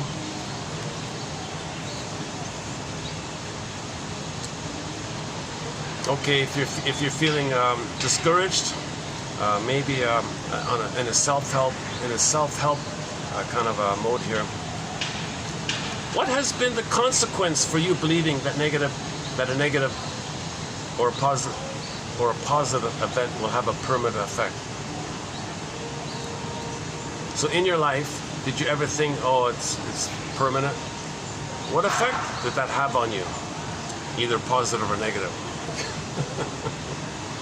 How many times in your life have you predicted that your current emotion would be permanent? Have you been wrong in the past? Are you ignoring the possibility of future mitigating or intervening experiences? So just be open to learning. Well, what about the hedonic treadmill? Okay, we often overestimate the positive effects on our emotions that will occur if positive events happen. You know, the reason I don't ever come here, because there's guests just below me there. That's why I never come to the spot. Today's an exception, all right. We often overestimate the positive effects on our emotions that will occur if positive events happen. We think we will be happy for a long time if we win the lottery, get married, get tenure, have a baby, etc. Yet the research on the long-term effects of positive emotions indicates that the positive emotional impact is short-lived because you feel safe. So the extra safety, when you feel safe, the chemistry is serotonin. So you get some extra thing, that's a possession, so you feel safe, you get serotonin. That's over and above the regular safety of the memory that your mother soothed you and loved you and you're safe with the mother, and that memory is a part of you. So you got a baseline safety, now you get an extra thing. Now if you get an extra thing, that dissipates. Then you think by comparison, after it dissipates, by comparison you're less safe, so you want that back to get that. Now you're in the treadmill thing. It habituates and the treadmill can be greedy. Now you're into pillage mode.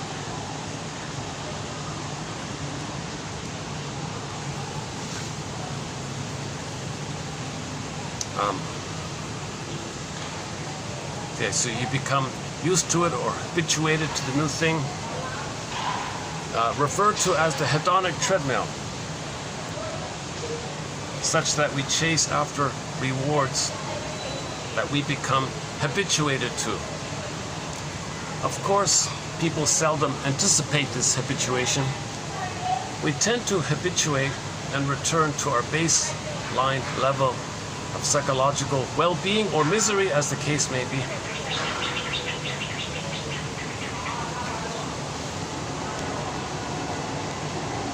Okay, we'll pick up on the hedonic treadmill later on.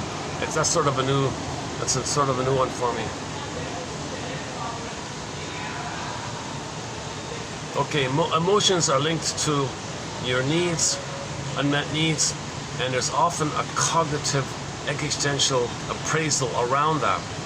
Okay, so you got your needs, your wishes and all that, unmet. Feelings by it. Embedded in this is going to be cognitive existential beliefs by all this. So just notice those three.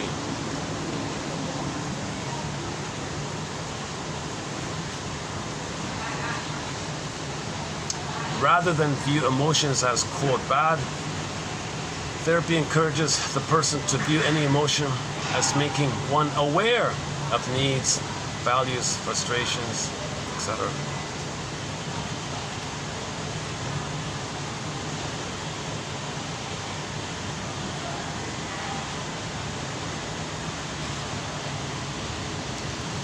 At play in a therapy session is a particular sort of confession, a kind of confession,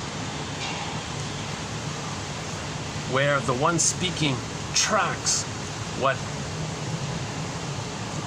he says like a bloodhound on its own scent.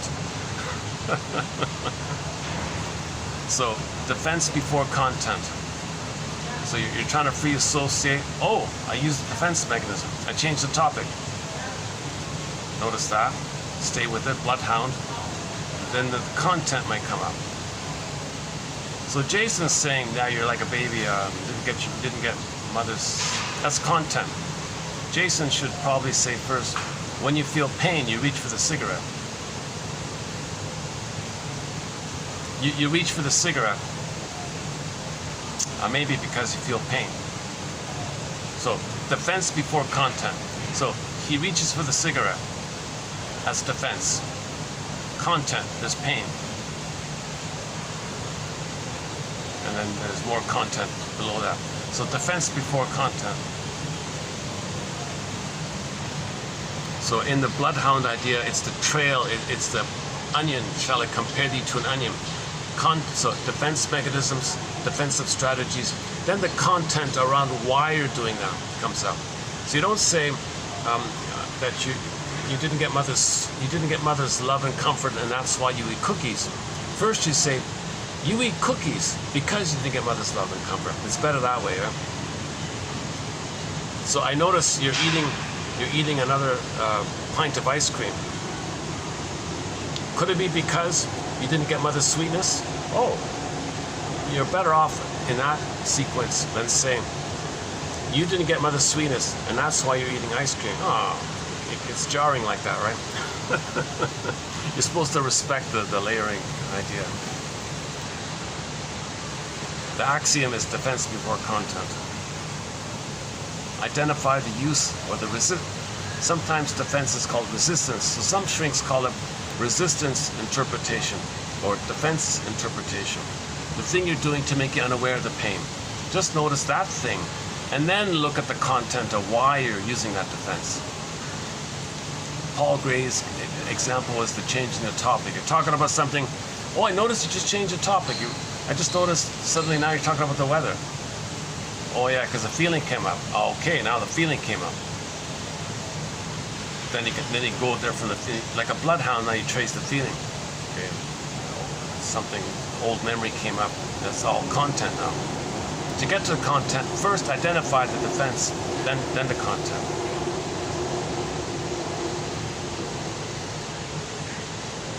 Now, with repetition compulsion, there's a both and going on. If you don't want to know your story, you just repeat. That's the defense. So you repeat in an attempt to know your story. So you're trying to know your story. So notice the defense, your repetition, then the content.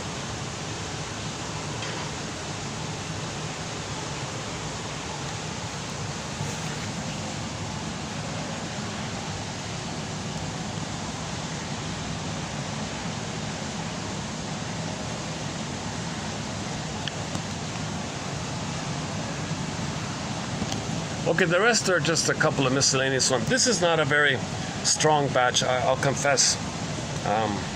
Once in a while once in a rare blue moon, I might have a weak batch. This might be one of them. The best one, I think, is the Janov one. I'm going to stick with the Janov one. That's a solid one there.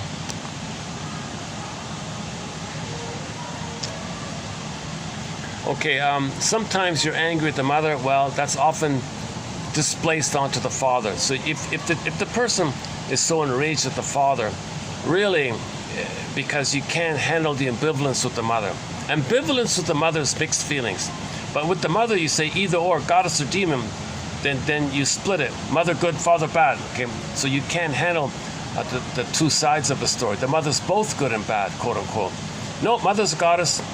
Mother a demon? No, the father's a demon. That's called psychic splitting. So you want to face ambivalence, you want to hold ambivalence, you want to tolerate ambivalence, i.e. both and. Both and may be inferred from the observation of certain defenses against the expression, against mixed or ambiguous feelings. One might express love for one parent, hate for the other, the latter being displaced hate for the mother. Yeah, so if you hate the father, that's your displaced hate, your split off hate to the mother, split it off to the father, project it onto the father. So the reality is everyone's got both the ability to love and the fear to love. It's a both and kind of thing. The mother would have loved the baby if she could have, but she couldn't. She was in pain. She was traumatized. She would have. She could have. She didn't. She couldn't. Despite the fact that she couldn't, she tried her best, and maybe some love came through.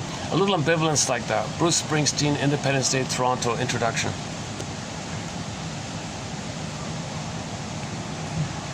The reason we love stories because it gives us some kind of, because there's so much information out there. So if we can, focus on a limited topic. So one episode of Room 222 might talk about smoking. The next episode might talk about mortality, for example. Oh yeah, they did an episode. The person who wrote the Wikipedia for this, whoever wrote that, made a big deal about this leukemia kid guy. So this teenager was going to be a goner at any minute kind of thing. So he's questioning, for all of us, what's the meaning of life? What's the purpose of life?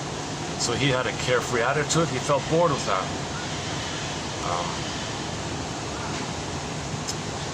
So the conclusion was, well, just speak your truth kind of thing. So the day before he passed away, he wrote a song from his heart kind of thing, then he passed away.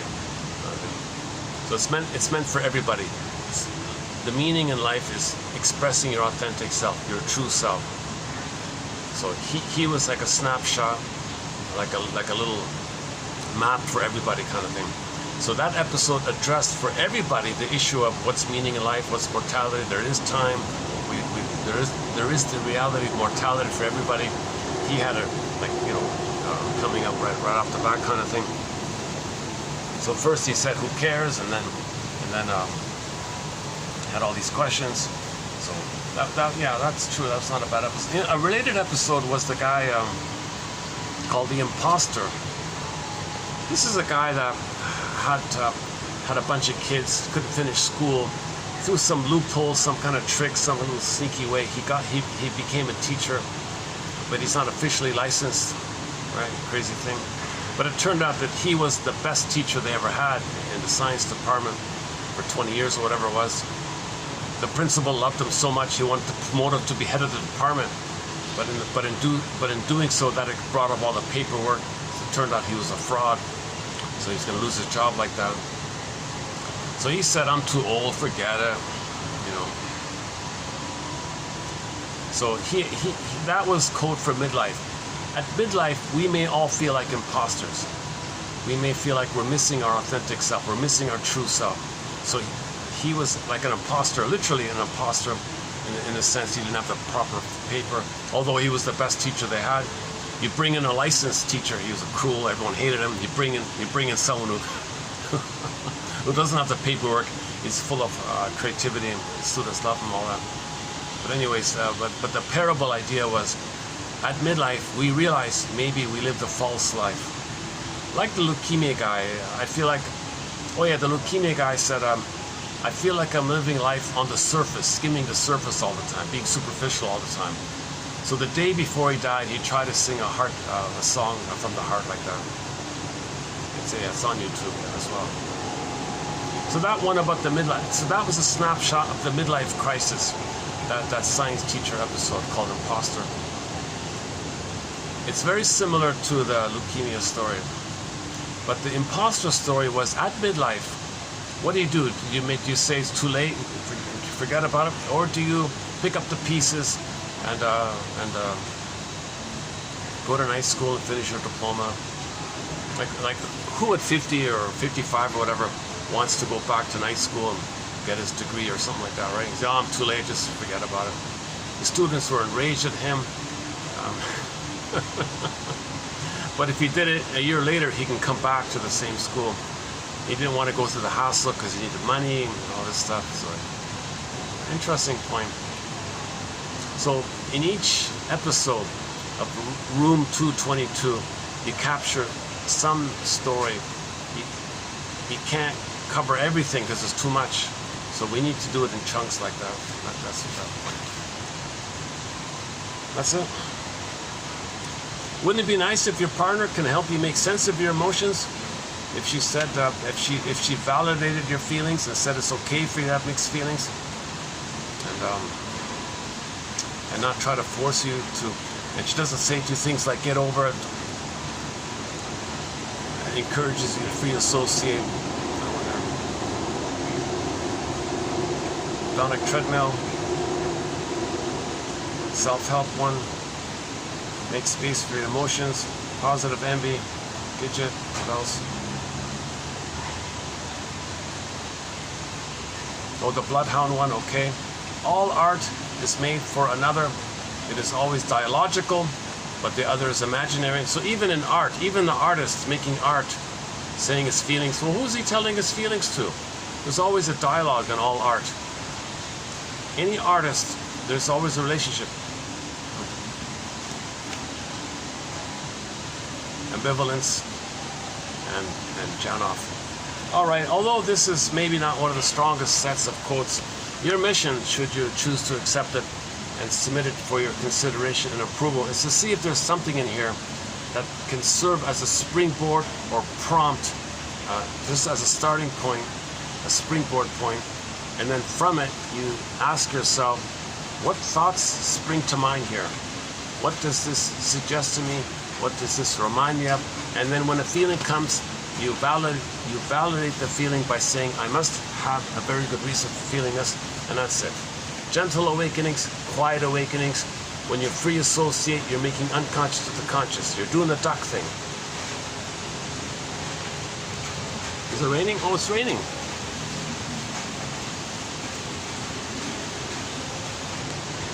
Oh, it's raining. Oh, look at that. Why couldn't it rain earlier than that group would have left him?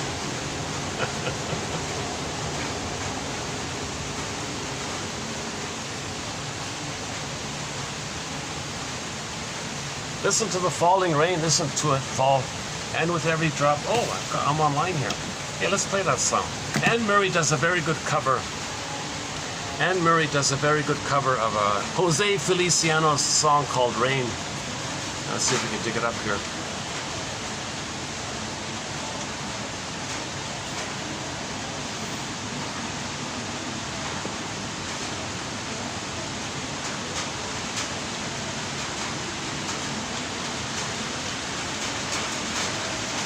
Okay, Rain. Oops. Rain, Anne Murray.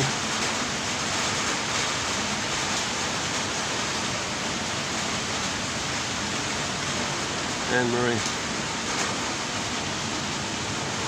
Okay, here we go. Here's a very good cover. Here's a very good cover of Jose Feliciano's song called Rain. Oh, these goddamn commercials. Hold on a sec. Some of these commercials, they really shock. They really try to get your attention. Okay.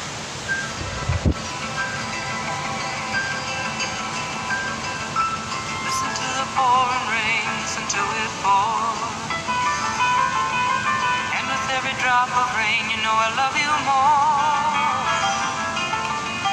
Let it rain all night long. Let my love for you grow strong. As long as we're together, who cares about the weather? Listen to the falling rain, listen to it fall. And with every drop of rain, I can hear you call. Call my name right out loud. I can hear above the clouds. And down here among the portals, you and I together huddle. Listen to the falling rain, listen to the rain. It's raining, it's pouring. Your man is snoring. Went to bed and he bumped his head. Couldn't get up in the morning.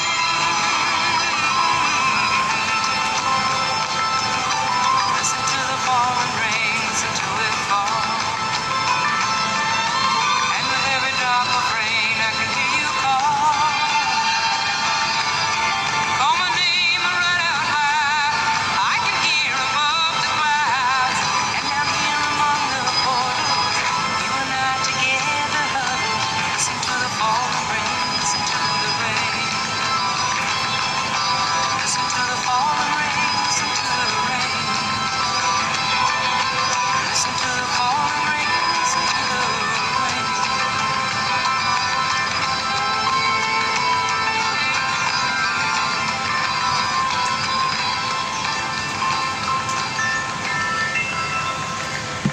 Let's dig up the original as well. Jose Feliciano. What was that? Okay, Jose Feliciano. Oh, here it is here. Okay.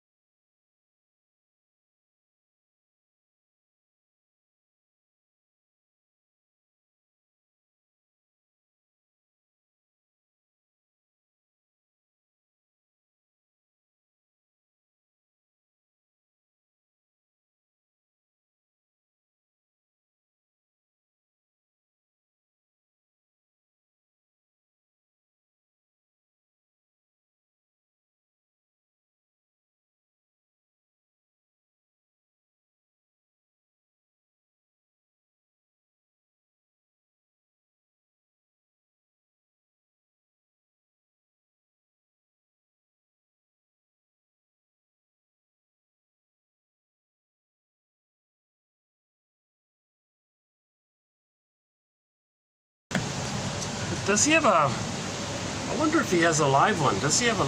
Does he do this live?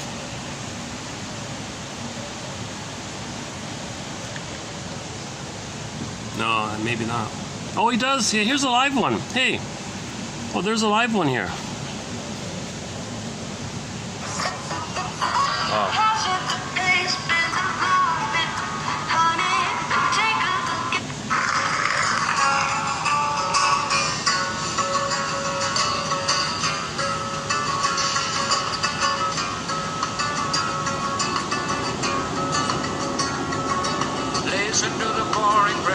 listen to it pour. And every drop of rain is worth a few more. Let it rain all night long. Let my love for you grow strong. As long as we're together, who cares about?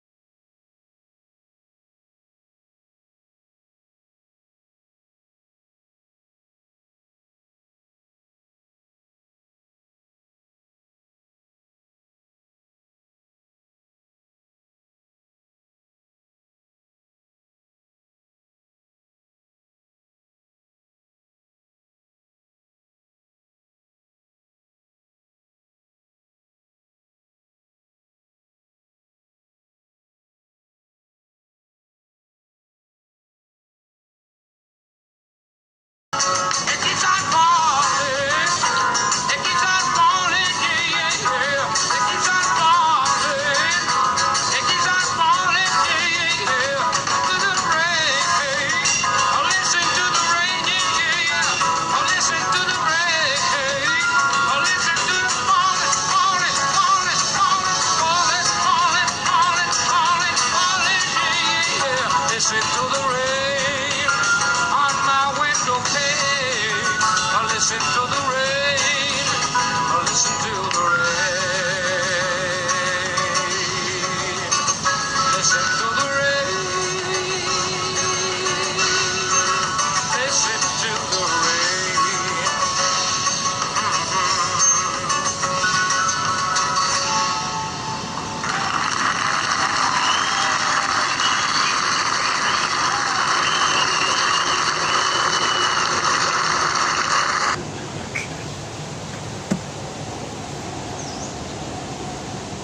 Oh, here's the Coney Hatch.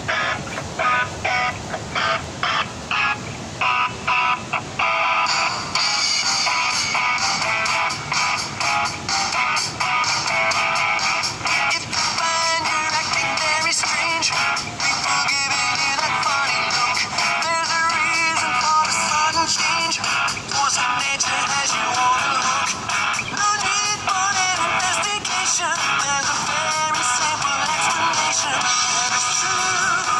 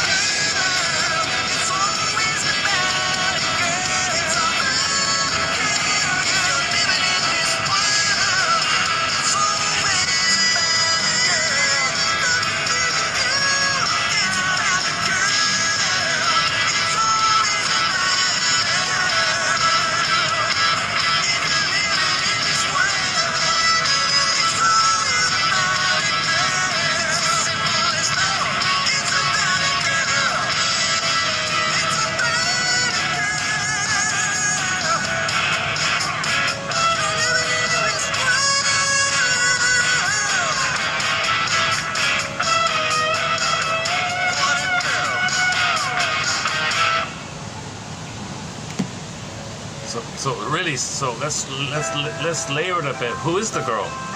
The loving mother that should have been there. The mother. The loving mother that wasn't there. It's always about that. Another way of saying it, it's always about attachment. It's always about development. The child needs a secure attachment style with a woman, a girl, a woman, and go through a developmental process. But the mother fails. The mother fails the child. That's the imprint. Somebody in the present reminds you of her. It goes back to there. The amygdala flares up. It's always about this trauma in the amygdala where the baby was traumatized by the mother. The mother's a girl. It's always about a girl. It means always about your mother in a way. But you don't want to say it like that, right? So it's always about attachment trauma, relational trauma, interpersonal trauma. Okay, that's what the mother is. So we don't remember that. It's in the amygdala. So to build a seahorse, somebody in the present reminds you of your mother. That brings up, that flares up the seahorse. The hope and the fear, right? So the blissful part, there's the hope part. Okay, and then the person in the present cannot be the good mother, needed mother back, that was needed back in the nursery, so it's going to fail again. So that when that fails again, you're repeating the original failure. Okay, Emily Dickinson, a great hope fell. You heard no noise. The wreckage was within, O cunning tale that let no witness in. Baby had a great hope with the mother. It fell. That's what it's always about. Okay, you heard no noise. The wreckage, the soul turned to stone. Echo turns to statue, stone. Snow White's in a coffin. Rapunzel's in a tower. Maiden King morphs into a swan and flies away. Or morphs into an animal, runs away. Okay, Earth opens up, his core gets pulled down. Okay, and so on. The gold balls went down the well. The wreckage was within. The chasm. Now you got the sarcasm. Then you swoon. The wreckage. Now you're numb. That let no witness in. No witness. The seahorse is damaged. Okay, that's similar to the scarecrow. No brain, unthought, known. Known but can't think. A scarecrow is no brain. Always about a girl. So we have the unconscious hope for the fulfillment of those old unmet needs that we had as a baby with the woman, the girl, the mother. So you look around for somebody who reminds you of the mother, someone who has the same psychology of the mother. And that's going to trigger in the amygdala all those old forgotten memories. So the blissful part, you're going to see the person in the present, love at first sight, just one look. The arrow, Cupid's arrow, the arrow, right? The Cupid. They did Valentine's Day here recently with the arrow. We talked about the arrow meaning projection, like the arrow. So it's very sudden like that, right? So somebody in the present triggers up the amygdala. So it's bubbled up. So the present is the past. The past is the arrow is so quick. Now you think the person in the present is an emotional reincarnation of your mother in the past. I love you, you're perfect, now please change. You're the one, you're my first, you're my last, you're my everything. Well, that song's copyrighted. I tried to play, all of the Barry White songs I tried to play before are copyrighted. Yeah.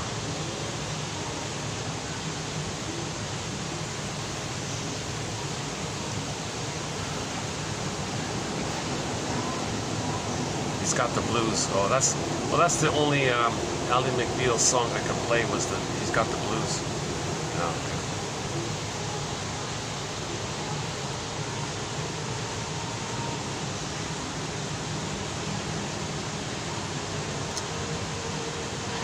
okay. Okay, now the confusing thing here is if the firstborn in the family is a girl, when she grows up, she's going to marry a man with the personality of the mother.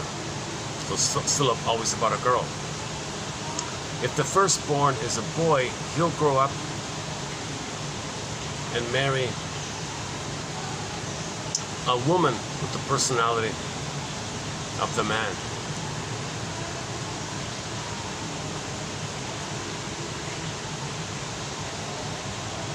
Recreating the frustration that the parents had, respectively. So that as above, so below. The outer marriage is a reflection of the couple imprint. So you play one parent, find someone else to play the other parent, poof, you're recreating it. And go to Anne Teachworth's book, Why We Pick the Mates We Do. So if the man grows up and marries a woman like the father,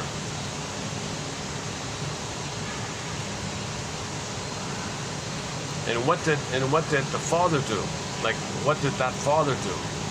He married a woman hoping to get mother's love. So still always about a girl. So he can layer it a bit, but it's still like that. So the conclusion is we got to identify that we didn't get the love that we were supposed to have received. We didn't get it. Absent, missing. So when you got the blues, that's a clue to it. She's got the blues. You're moving towards it. If you got the blues now, when in a breakup, well, as a baby you had the blues. It's much more than that, right? Okay, let's take that one up. Yeah, I don't think we played it. Yeah, let's play that one. It's just about like, it's only 1 minute long, I think. He's got the blues or something. What is it?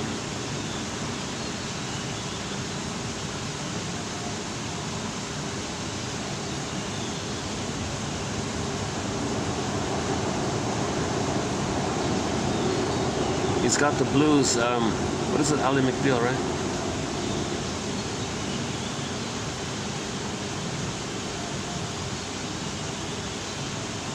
I got the blue. Oh, I got the blues. All right. This is only a 2 minutes. 2 minutes long. Yeah.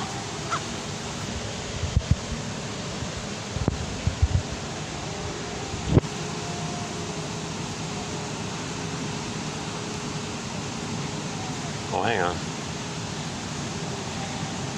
You screwed your friends. Even so, my life hasn't been so charmed. I had it pretty rough. When I was a kid, she's gonna tell you about my dad. Oh, mother, learned up in a factory in Springfield, Mass. He's gonna tell you about his baby brother, hustling down the streets, selling his ass. He's got the blues.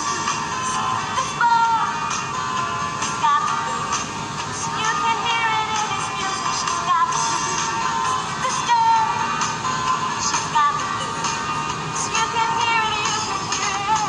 When I was 9 years old, my daddy ran away with a woman, man on a train. She's got the blues. This girl, she's got the blues. You can hear it in her music. She's got the blues. This boy, she's got the blues. You can hear it, you can hear it. A year ago, I met a girl. I thought we hit a massive groove, but she dumped me, and all we did was the blues. Ouch. I got the blues. This boy, he's got the blues. You can hear it in my music. I got the blues. This girl, she's got the blues. I really got the blues. I got the blues. This boy, this girl, you can hear it in his music. I got the blues. This boy, he's got the blues. You can hear it, you can hear it. We got the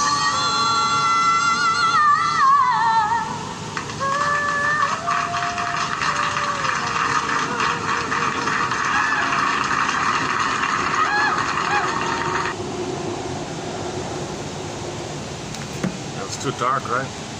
We'll play it again. How do we get the lighting back here? Where's the screen?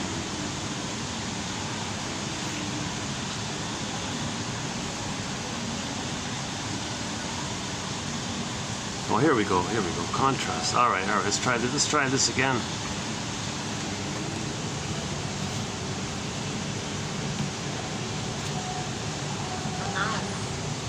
And I don't know what done to deserve this? This isolation? No. Honey, you screwed your friends. Even so, my life hasn't been so charmed. I've had it pretty rough. When I was a kid, She's gonna tell you about my dad. old mother burned up in a factory in Springfield, Mass.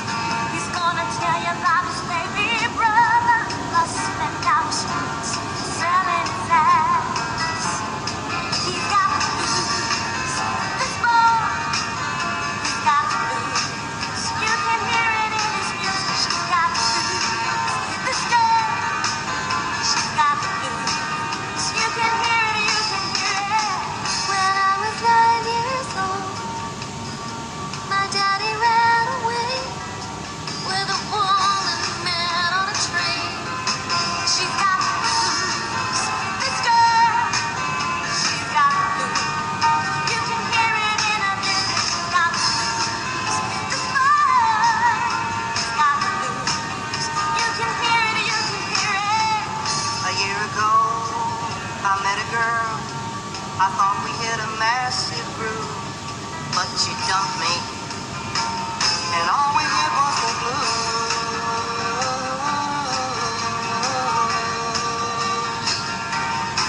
I got the blues. This boy, he's got the blues. You can hear it in my I music. got the blues. This girl, she's got the blues. I really got the blues. I got the blues. This boy, This girl, you can hear it in his music. I got the blues. This boy, He's got the blues. You can hear it, you can hear it.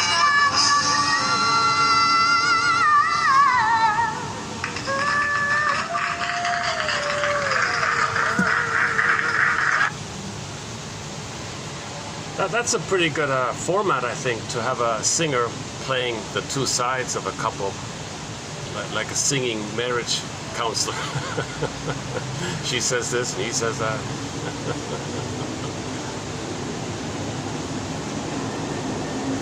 All of the joy for which you pray is 100 tears away, sings Vonda Shepherd. Let's take that one up. And I don't know what I've done to deserve this. Where are we here? This isolation. No. We're going a sec. Okay, 100 tears away. Oops.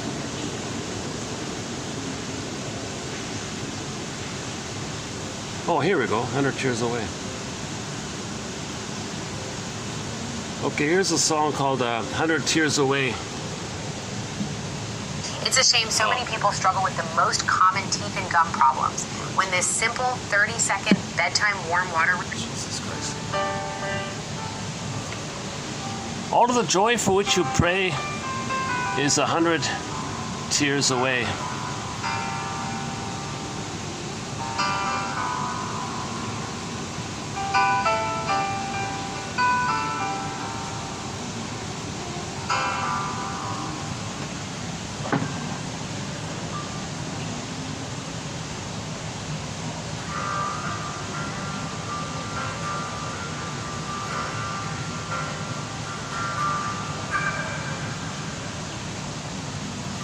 Go ahead, cry now. Just give in to the madness. Make room for your feelings. The only way to feel your joy is first to feel your sadness. Go ahead and sail now. Just give in to the ocean. The only way to tame your fear is to feel her rocking motion. For a long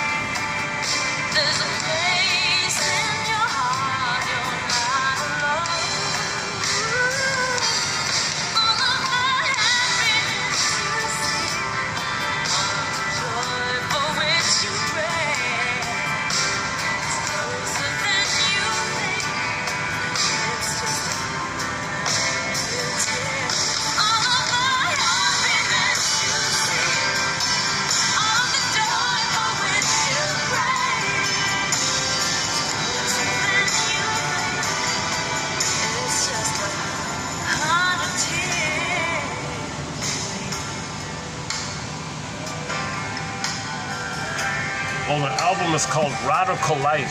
Radical Light.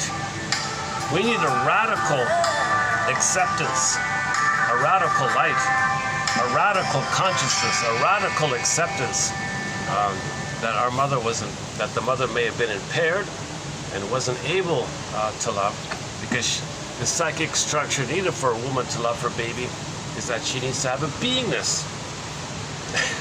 How do you, like I love, there's got to be an I there. If the mother doesn't have that I, how does she can't love, right?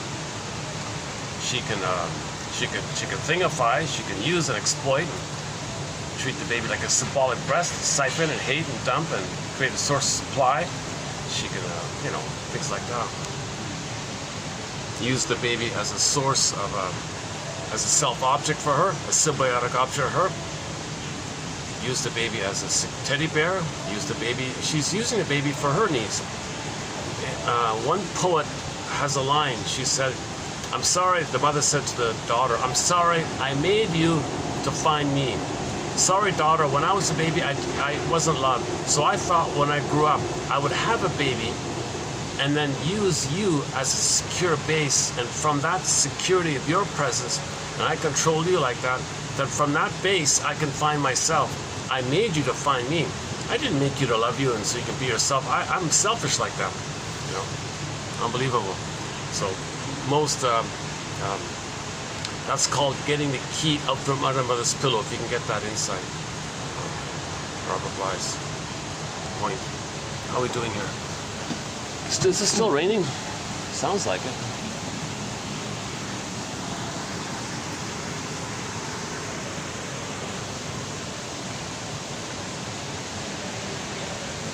Oh, that's just the water from the, that's just the fountain.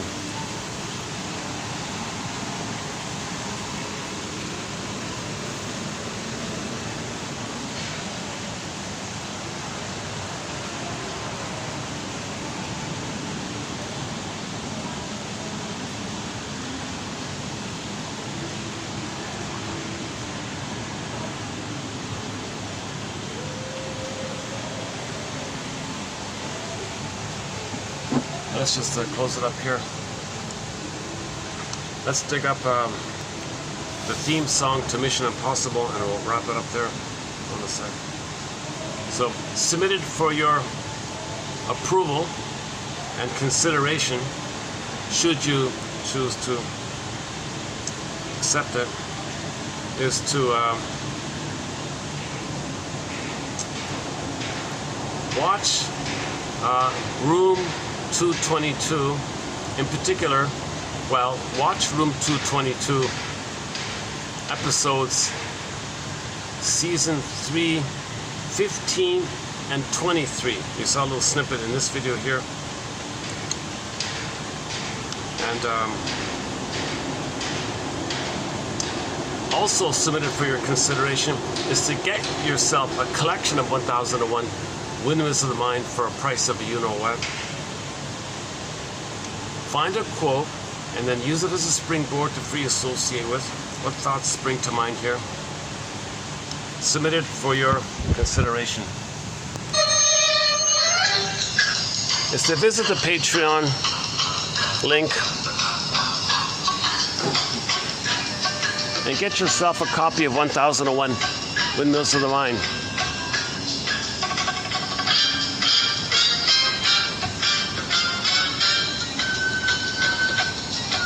Watch the episodes, watch episodes, Season 3, episodes 15 and 23 from the show Room 222.